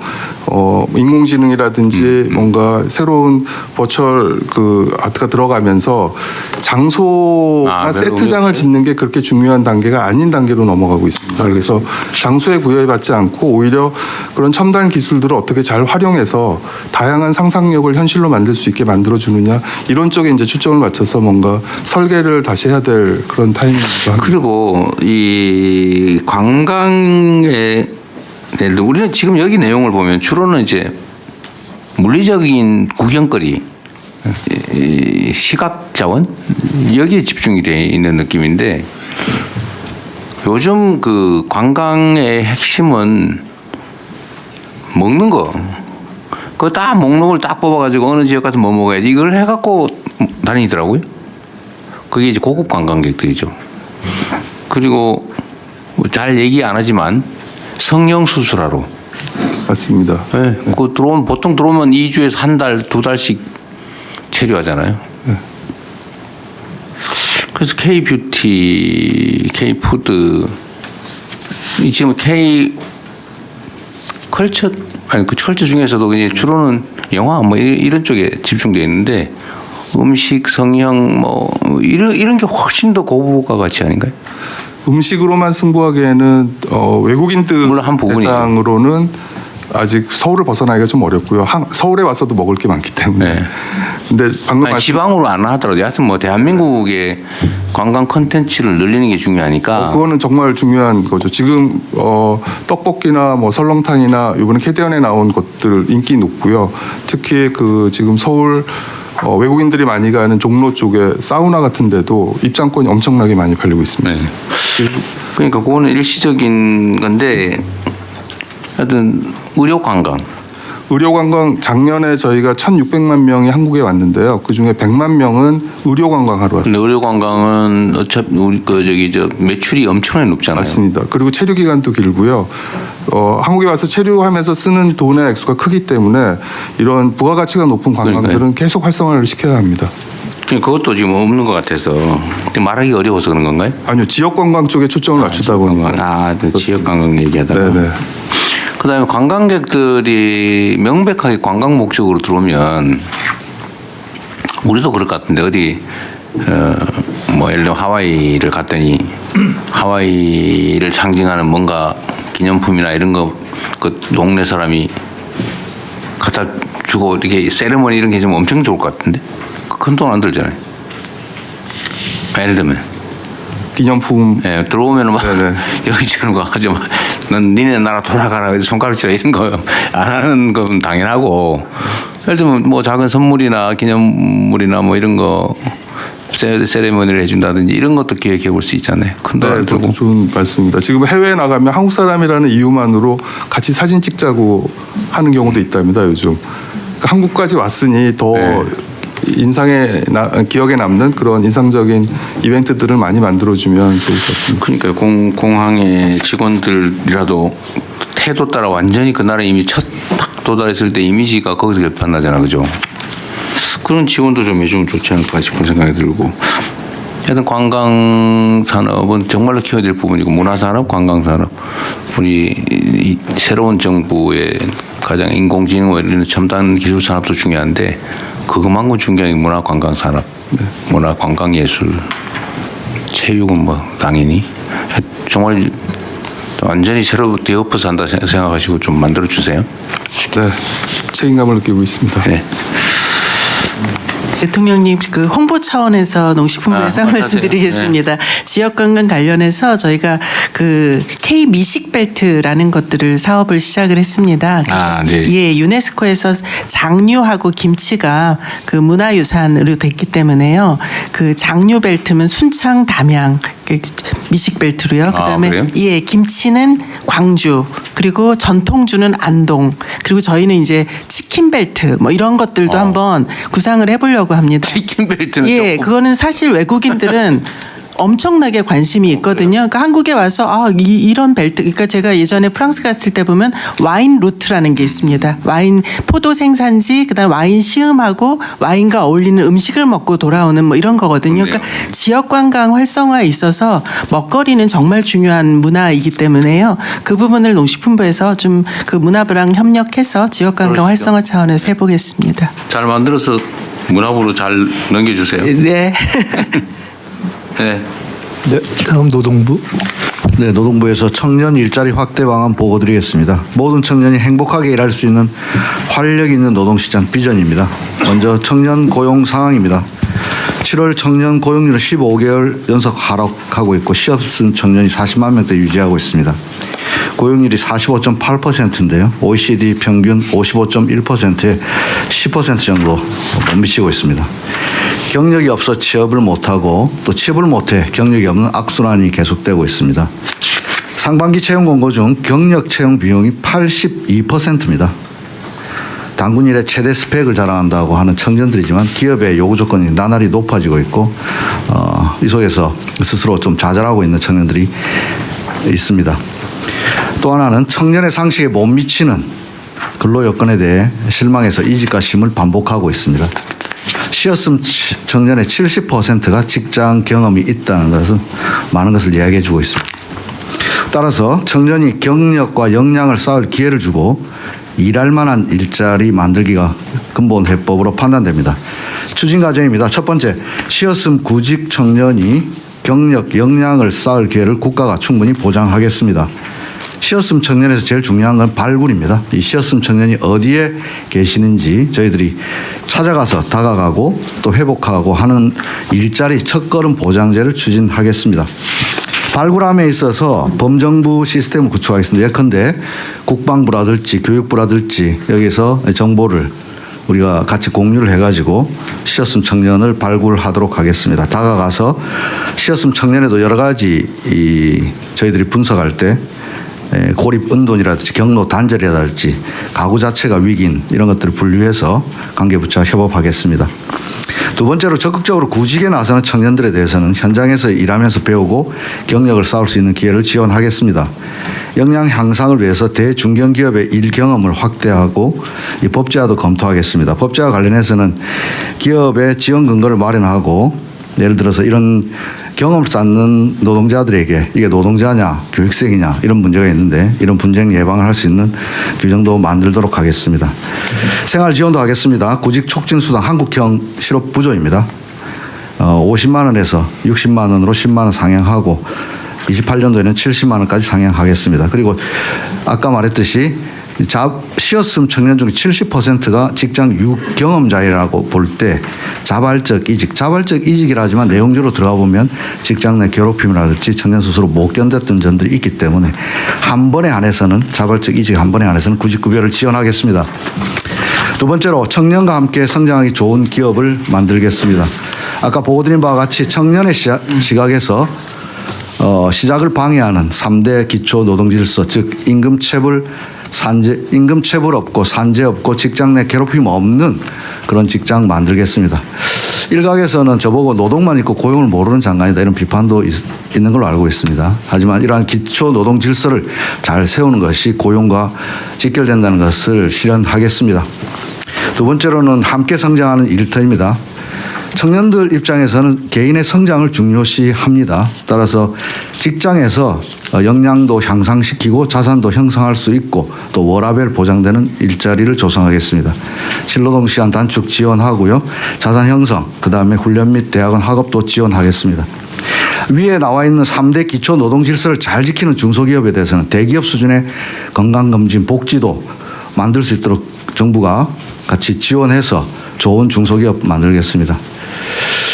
중요하게 지역에 좋은 일자리 만드는 게 대단히 중요하다고 생각됩니다. 청년들은 자신의 지역에서 일자리를 갖고 싶어 합니다. 하지만 아까 대통령께서도 말씀하셨지만 천안 이남으로 기업 일자리 안 만들어지고 있습니다. 따라서 이러한 상황에서 문화, 교통, 주거 인프라를 구축해서 이를 위해서는 범정부 온 나라가 나서야 된다고 생각합니다. 그런 차원에서 지방 산단에 아까 문체부 할 일 너무 많으시는데 산단 가면 좀 우울합니다. 그런데 거기다 청년 친화적인 그런 산단 문화 확충하고요. 요번에 17개 산단에 1,000원 아침밥 10월 1일부터 시범 운영합니다. 총리님하고 농림부 장관님에게 특별히 감사드립니다. 이 13년 동안 저희들이라 보다는 많이 했었는데 요번에 10월 1일부터 산단에 1,000원 아침밥 지원합니다. 제가 문자 받았습니다. 민주주의가 밥 먹여준다. 문자 받았습니다. 근데 이거 예. 어디 선정했어요? 17개 산단 농림부에서 주관하고 있습니다. 그 서울 수도권하고 지방하고 어떤 게 더 많아요? 지금은 아직은 확정적이진 않습니다. 그래요? 예. 그것도 역시 지방우대. 네, 그렇습니다. 그래서 지금 농림부 장관님하고 같이 한번 10월 달에 가서 한번 해볼 생각입니다. 그다음에 또 저희들이 많이 관심 가진 것 중에 5급 상습도 있는데 광역 교통망 구축이 대단히 중요합니다. 메가시티 하는 데 있어서 출퇴근 거리를 줄여줌으로써 청년들이 예를 들어서 울산, 창원 같으면 남성들 친화적인 도시고 부산은 여성 친화적인 도시인데 이것들을 연결해 줌으로써 일자리도 제고하고 또 자유롭게 또 연애도 할 수 있고 이럴 수 있는 인프라 조성해 주는 거 대단히 중요하다고 생각하고요. 공공주택 확충해주고 융자 지원 또 근무 환경에서 아까 말씀드렸듯이 청년 친화적인 그런 산단 만드는 데 역점을 기울이겠습니다. 마지막으로 진짜 성장, 어제도 AI위원회 발족했습니다만 이런 진짜 성장을 청년들이 체감할 수 있도록 산업정책과 청년 일자리 연계하겠습니다. 미래성장 동력 확충 시 청년에게 기회를 확대하고 쉬고 있는 청년들에게 먼저 활동하는 것 검토 부탁드리겠습니다. 과기부에서 과기부에는 정부가 지원하는 AI 프로젝트 수행할 때 청년 기회를 예를 들면 10% 정도 할당할 수는 없을까 제안드립니다. 그다음에 중기부에서도 AI 딥테크 유망 청년들 스타트업 집중 육성하거나 중소제조기업 AX 대전환 또 지역 대표기업 육성 등의 청년고용 우수기업 참여를 우대하고 창업시 지원 비율을 할당할 수 있을지 제안드립니다. 산업부에는 AI 팩토리 확산 등 첨단 산업 대규모 투자 촉진 시 청년고용 우수기업을 우대할 수 있는 방안 제안드립니다. 끝으로 사회적 대화입니다. 이런 양질의 청년 일자리 조성을 위해서는 노사정 모두가 나서야 됩니다. 아까 일에 한해서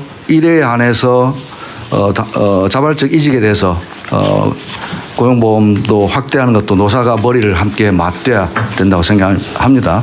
만약 사회적 대화가 재개된다면 이런 청년 일자리 사업에 먼저 주요한 의제로 삼고 논의해 보고 싶습니다. 이상 보고 마치겠습니다. 네. 약간 다른 얘기긴 한데 경산호위 위원장 찾는 작업은 잘 돼가고 있어요? 지금 열심히 하고 있습니다. 열심히 하고 있어요. 네. 우리 다른 부처 지금에서도 이 경산호위 위원장은 노사 대화를 해야 되는데 대타협을 해야 되거든요. 몇 년 대화한 다음에. 그러려면 신망 있고 열정 있는 사람이 필요한데 좀 추천 좀 해주세요. 네. 잘 뭐 쉽게 찾기는 어렵겠지만. 네. 그리고 산재 줄이는 건 열심히 하고 있습니까? 네, 열심히 하고 있습니다. 근데 말씀드린 국토부 장관이 같이 다니고 있어요? 예. 저번에 같이 다닌다고 했는데 어디? 국토부 장관님 오늘 안 계시는데 국토부 장관님하고는 건설 현장 하도급 같이 공동으로 가기로 지금 예정돼 있습니다. 예정은 했고 아직은 진행은 안 했군요. 네, 밥은 사드렸습니다. 근데 실제로 좀 주는 기미가 보여요. 어때요? 지금 잘 줄지 않고 있는데 잘 줄지 않다는 건 저는 추락 방지 시설에서 계속 떨어지는 거 진짜 이해가 안 되던데 그거 엄벌 해야 되는 거 아닙니까? 예, 그래서 저희들이 어제 기관장 회의를 소집해가지고 연말까지 추락 방지에 역점하자고 당부했습니다. 그 중에서도 지금 가을철 우리 농림부 장관님하고도 협 좀 말씀드려야 되는데 가을철 농가에서 농가 지분 개량, 축사 개량하다가 추락 사고가 상당히 많이 나오고 있습니다. 벌목 사업하다가도 또 사고가 많이 나오고 있습니다. 이게 지금 산재가 국가적 의제로 올라오다 보니까 숨어있던 산재가 나타나는 기저효과가 좀 발생되고 있습니다. 단시간에 숫자가 줄어들지 않고 있어도 한데 일단 올 연말까지 노동부에서는 추락 사고에 대해서 집중해서 한번 줄여보자 하는데요. 예를 들어서 좀 말씀드릴 것은 추락 사고가 말이 그냥 추락 사고지 너무나 다양합니다. 대규모 사업장에서 갱폼이 떨어져가지고 추락. 아니, 그러니까 저도 지금 그 추락 사고는 유형별로 지금 제가 일일이 보고를 받기 때문에 요거는 왜 떨어졌지? 이거는 왜 끼었지? 이거는 왜 부딪혔지? 뭐 이런 걸 내가 이렇게 다 보고 있는데. 충분히 예측되는 뻔한 추락 사고가 반복된다고 지금도. 그렇습니다. 요거만 있으면 통상적인 안전 조치만 했으면 안 떨어졌는데 예를 들면 안전대 미착용 그게 제일 문제더라고 보니까 높은 떨어지고. 물론 그게 통째로 그냥 무너지는 경우는 대책이 없긴 한데 그 본인만 똑 떨어지는 거는 안전바를 사실 걸기만 했어도 안 죽었을 거 아니에요? 그렇습니다. 그래서 근데 그런 사고가 있다고 계속 지금도. 10월 1일부터는 사고가 안 나더라도 예방 조치를 안 한 것만으로도 바로 의규 처리. 그 법무부 장관도 이렇게 정말 이건 미필적 고의의 살인에 가깝잖아요. 그 뻔한 거는 엄벌을 좀 해요. 근데 이게 특사경 근로감독관의 이제 전속 작성이 있어요. 그러니까 청구하면 지금도 지휘할 수 있잖아요. 지휘도 하고. 주정대가 또 각 지청마다 같이 지휘를 하고 있습니다. 근데 지금 검경 수사권 조정하게 되면은 아니 그건 나중에 일이고 지금은 아니잖아요. 지를 안 한다니까 좀 저희들이 적극적으로 해도 좀 하라고 저희들이 계속 강조하고 있습니다. 아니 그거는 나중에 어떻게 될지 모르는 건데 그거는 아직도 1년 후의 일이고 네네. 지금은 권한이 있으면 권한을 최대로 아니 지금 1차적으로 경찰하고 지금 전담검사에 다 들어가서 같이 저희는 조사를 하고 있습니다. 다. 예외 없이. 아니, 딱 봐서 이 명백하다 이게 정말 조금만 조심했으면 안 죽을 사건인데 벌어지는 게 지금도 계속 되잖아요. 네, 연말까지. 그 말이 안 되지 않냐 이 말이 내 말은. 예. 이제 명색이 지금 무슨 경제 10대 강국이라는 둥 무슨 문화 강국 그런 소리 하면서 어떻게 그 아주 사소한 안전조치 안에서 사람이 떨어져 죽는 게 반복되냐 말이에요. 그것도. 그거 하루 이틀도 아니고 툭 하면 떨어져 네. 죽고. 연말까지 최선을 다해서 추락사고 줄이도록 하겠습니다. 아니 그 진짜 기본 마인드에 관한 거예요. 그거 하면 회사 망한다 이렇게 생각해야죠. 남의 인생을 통째로 다 망가뜨리고 그걸로 돈 벌어먹고 하겠다는 게 말이 됩니까 그게. 그러니까 기본적인 문화를 바꿔야 된다고요. 그래서 이거 하면 폐가망신한다 이런 생각 들게 해줘야 된다니까요. 그래서 법무부도 저 경찰도 노동부도 이거 너무 당연한 거를 이거를 계속 재발하게 하는 게 이게 말이 되나요? 지금 몇 달째 지금 계속 똑같은 얘기 하고 있는데. 더 열심히 하겠습니다. 네. 그냥 벌을 줘요. 예측된데도 안 하면 빨리 그것도. 저희 뭐 법원에 뭐 공식 요청을 하든지요. 수사 제대로 해갖고 저희들이 뭐 기소 신속하게 하고 뭐 기소에 중형 나오게 하는 게 가장 중요한 거 아니겠습니까? 그 점에서 뭐 소리 없게 하겠습니다. 저도 이게 뭐 웬만하면 인신구속 자중해야 된다고 생각하는 사람이긴 한데 그렇게 뻔하게 돈 벌겠다고 충분히 예측되는 일에 뭐 위험 방치해가지고 노동자들 일하다 떨어져 죽게 하고 이거는 엄히 신속하게 처벌을 해야죠. 네. 그렇습니다. 어쨌든 좀 더 신경 써주세요. 네, 더 열심히 뛰겠습니다. 그 사람들도 회사 회장만큼 소중한 똑같은 인간 아닙니까? 네, 사람 목숨 귀한 줄 네. 알도록 또 한번 주지하겠습니다. 그러십시오. 아이고 힘들더라도 좀 예방 차원에서 필요하면 근로감독관 숫자 더 늘려요.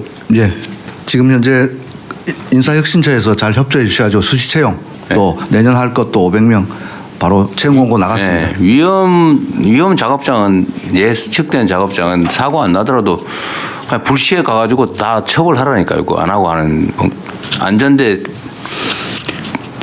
착용 안 하고 일 시키고 있는 작업장 발견하면 엄벌하라니까요.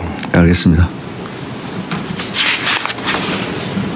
아니면 정말 인원수 개선 노조가 전 사업장을 다 지키시든지. 네, 그래서 그 경기도형 안전 일터 지킴이를 전국으로 확산하기 위해서 양대 노총에도 협조 요청을 했고요. 그래가지고 아까 말했던 5억 미만 사업장 우리 손이 안 닿는 거 거기서는 계속 페트롤 돌리면서 지도하고 그러세요. 그래서 관념을 바꿔야 됩니다. 네. 이게 사람을 위험에 방치시켜서 일을 시키면 안 된다. 네.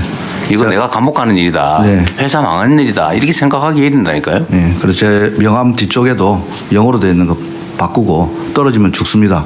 이렇게 해가지고 명함을. 떨어지면 제가 한 게 아니고 우리 감독관이 명함이 그렇게 되어 있어요. 떨어지면 죽습니다. 떨어지면 죽는데 네.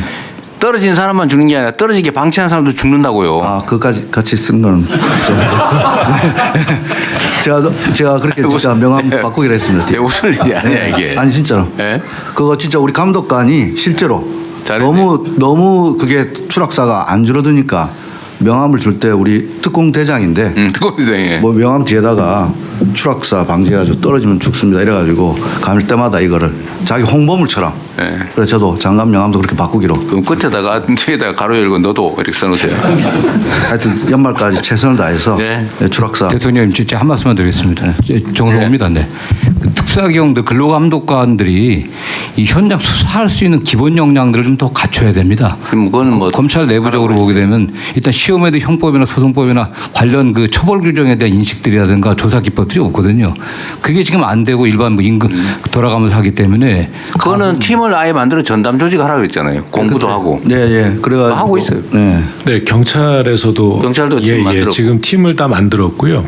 그리고 이제 이 그 과학 수사 팀까지 한 팀을 더 하여튼 추가했습니다. 전공을 해서 저 법무부 장관님 지적 다시는 안 나오게. 예. 실력 부족이다 그 말이잖아요.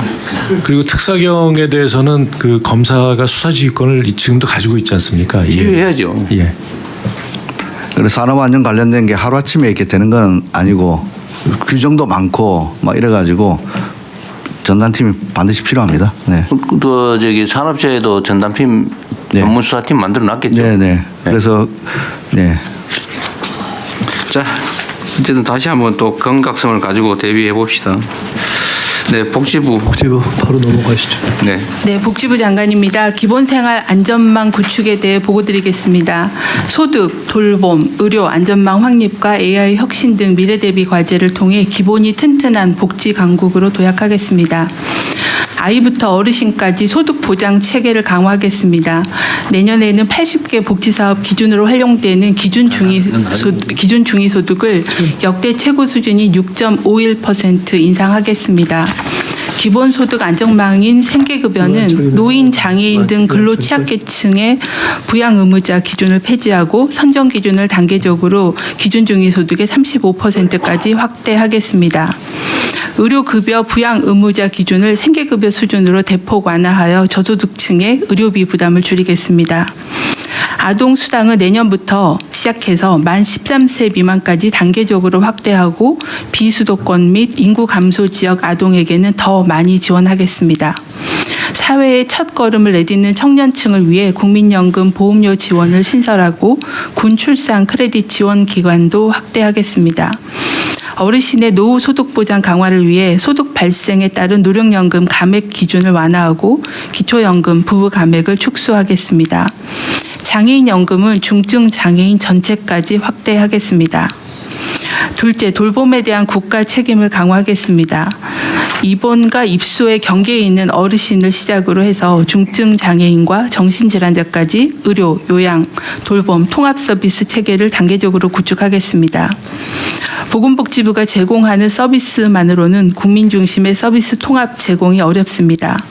지자체 전담 공무원 확보, 노인 장애인을 위한 지원 주택, 농촌형 돌봄 시설 마련 및 체육 여가 시설의 확충 등 각 부처의 적극적인 협조를 부탁드립니다. 요양병원 혁신과 함께 간병비를 단계적으로 급여화하여 간병비로 인한 국민 부담을 완화하겠습니다. 셋째, 공공의료 강화 기반 지역 완결 필수의료 체계를 구축하겠습니다.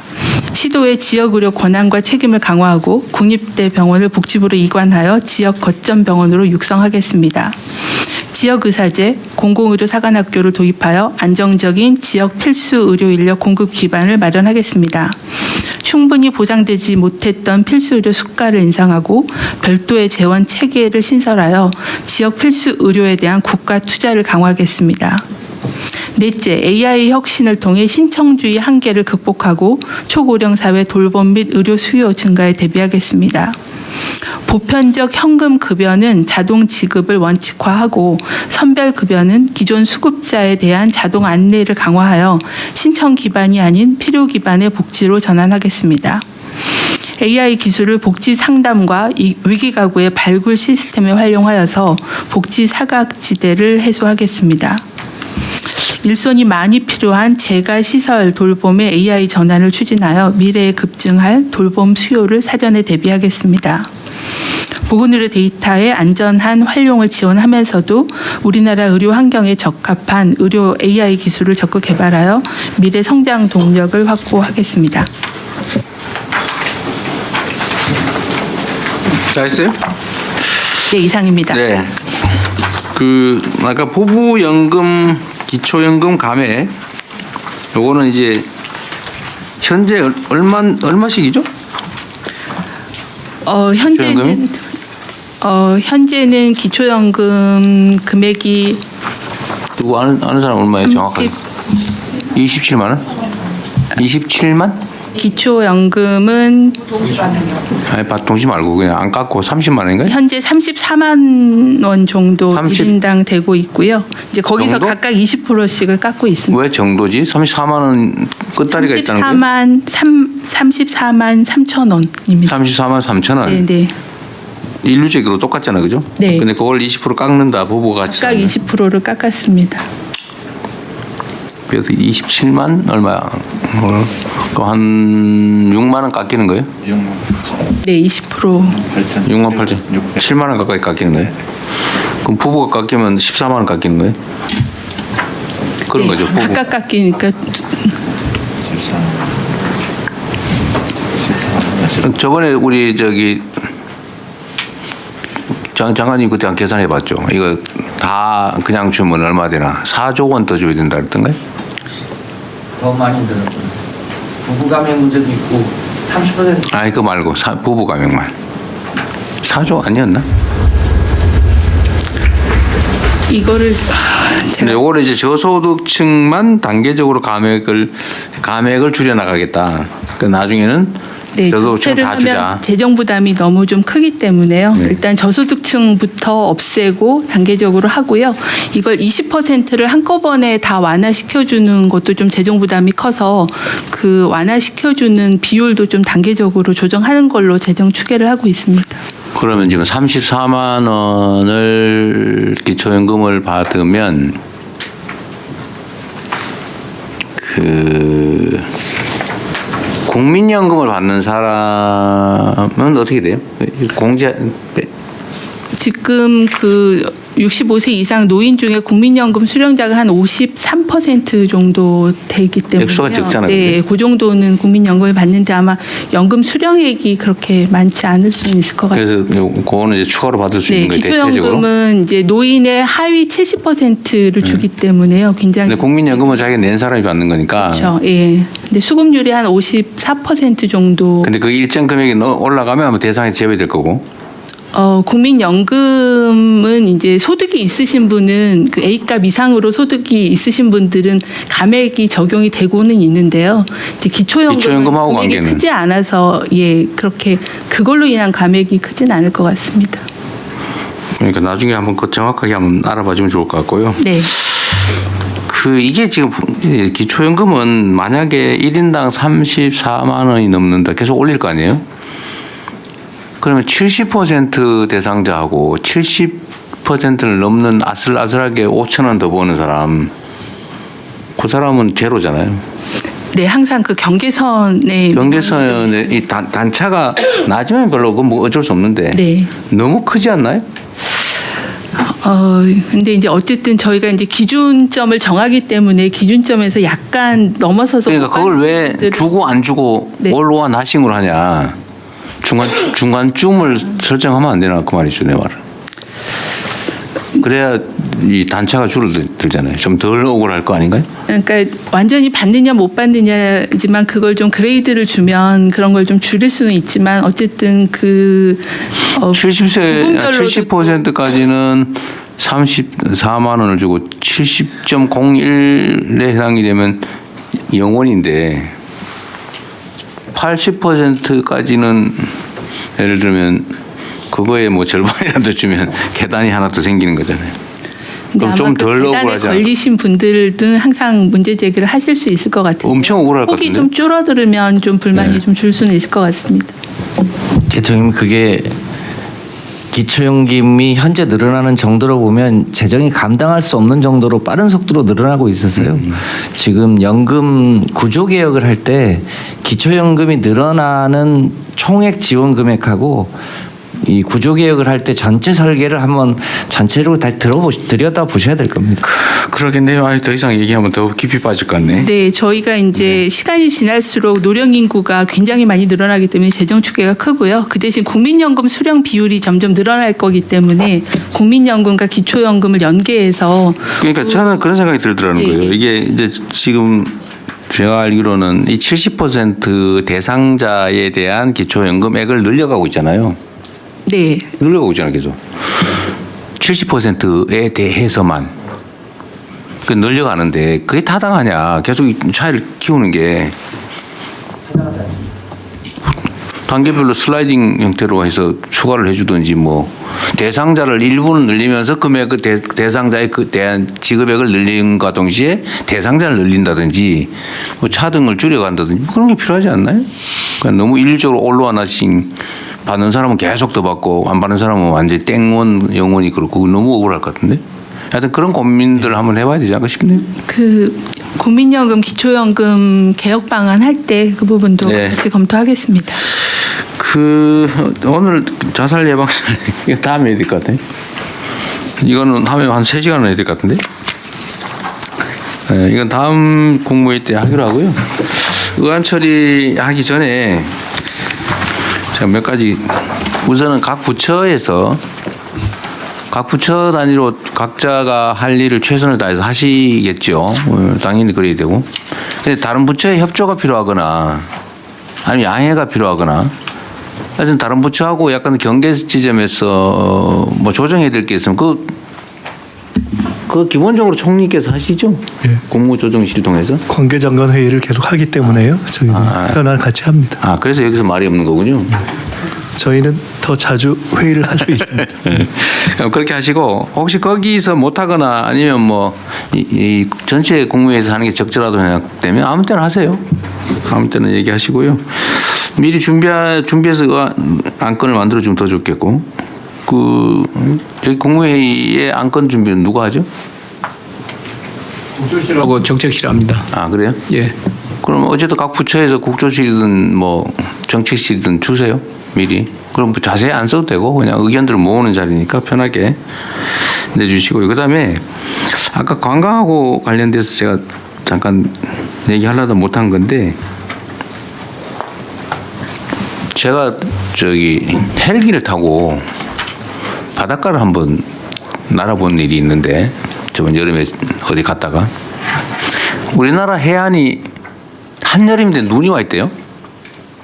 해안이 하얗게 선들이 쫙 깔려 있더라고. 스티로폴이죠 그거. 해양 쓰레기. 그게 뭐 엄청나게 많죠 그거. 바닷가에 전부 해안가에 막 하얗게 스티로폴 말고 안 보이는 쓰레기도 엄청나게 있는 거지. 그거 어떻게 좀 해야 되는 거 아니에요? 쓰레기 너무 많잖아요. 대통령 일단 그 12해리 법으로만 말씀드리자면 영해 12해리까지는 해당 지자체에서 이제 담당을 하고요. 12해리를 벗어난 EZ는 이제 해수부 소관입니다. 네. 예. 그래서 저희가 애초에는 그 환경부하고 해수부하고 국장급 해양 쓰레기 회의를 정기적으로 해오다가 요거를 지금 이제 장관급으로 격상을 시켰습니다. 그래서 지난번에 대통령 말씀도 계시고 해서 좀 협의를 하고 있는데 대책을 좀 따로 보고를 드리도록 하겠습니다. 이게 관광하고도 관계가 있는데요. 어느 나라 가면 고속도로 차 타고 지나다 막 쓰레기 너저하게 널려 있으면 완전히 이미지 싹 나쁘지 않아요? 근데 그거 깨끗하게 치워져 있으면 이미지 정말 좋은데 일단 국토부가 없어서 그런데 고속도로, 고속가도로, 국도 청소 좀 하라고 그러세요. 법면. 제가 경기지사 할 때 경기도 청소하다 보니까 도로공사 진짜 말한 듯해요. 청소하라니까 청소 주고도 안 하고 내가 가서 싹싹 빌어가지고 겨우 경기도 관내 도로만 청소를 했는데 우리가 하겠다니까 그것도 안 된다고 그러대. 자기들 관할이라고. 그래서 전국 단위로 좀 청소 좀 하면 좋겠어요. 그리고 필요하면 예산해서 일자리 사업이잖아요, 이거. 뭐 먹고 살기도 어려운데. 일자리 사업을 한번 기획해가지고 필요한 만큼 주고 쓰레기 청소하고 정리하고 하는 거 한번 하고 상시적으로 좀 하면 좋겠어요. 대통령님, 내년도에 그때 재정기획보좌관입니다. 네. 이때 말씀하신 내용을 담아서 내년 예산에 전국적인 쓰레기, 해양 쓰레기하고 농촌 쓰레기하고 정리하는 사업이 들어가 있습니다. 그래요? 예. 네, 대통령님 그리고 지난번에도 국토 대청결 운동 이런 걸 말씀을 해주셔가지고요. 특히 이 경주 에이펙 정상회담을 회의를 앞두고 9월 달에 추석 전에 한 차례 이 대청결 주간 그다음에 10월 에이펙 전에 한 번 더 그 청결 주간을 만들어서 전체 지자체와 또 그리고 이 자원봉사 그 시민들을 전부 참여하게 하는 그런 대청결 운동 있습니다. 근데 대통령님이 시간이 안 되셔가지고 참석을 못 하셔서 지금 총리님을 모시려고 청소시키려고 그런 거예요? 아니 그래서 총리님을 모시려고 노력 중입니다. 예. 좀 하세요. 아니 저도 뭐 되면 해도 괜찮습니다. 네, 해안스님 없으시다. 네. 다음 주에 쉽지는 않죠. 제가 외국 출장이 있어가지고 20일경이면 제가 딱 해외 출장 기간인 건데 하여튼 한번 알아보고요. 좀 기획을 하고 있거든요. 하여튼 좀 국토 청결 좀 청소 좀 하긴 해야 될 것 같습니다. 그러면 안건 처리하십시오. 네, 이거 자살 뭐 예방 이것도 엄청 중요한 건데 이건 다음 기회에 하기로 하고요. 네, 안건 처리하겠습니다. 네, 의안 심의는 비공개로 진행되오니 언론인 여러분께서는 협조해 주시기 바랍니다. 진행하십시오. 네, 우선 법률 공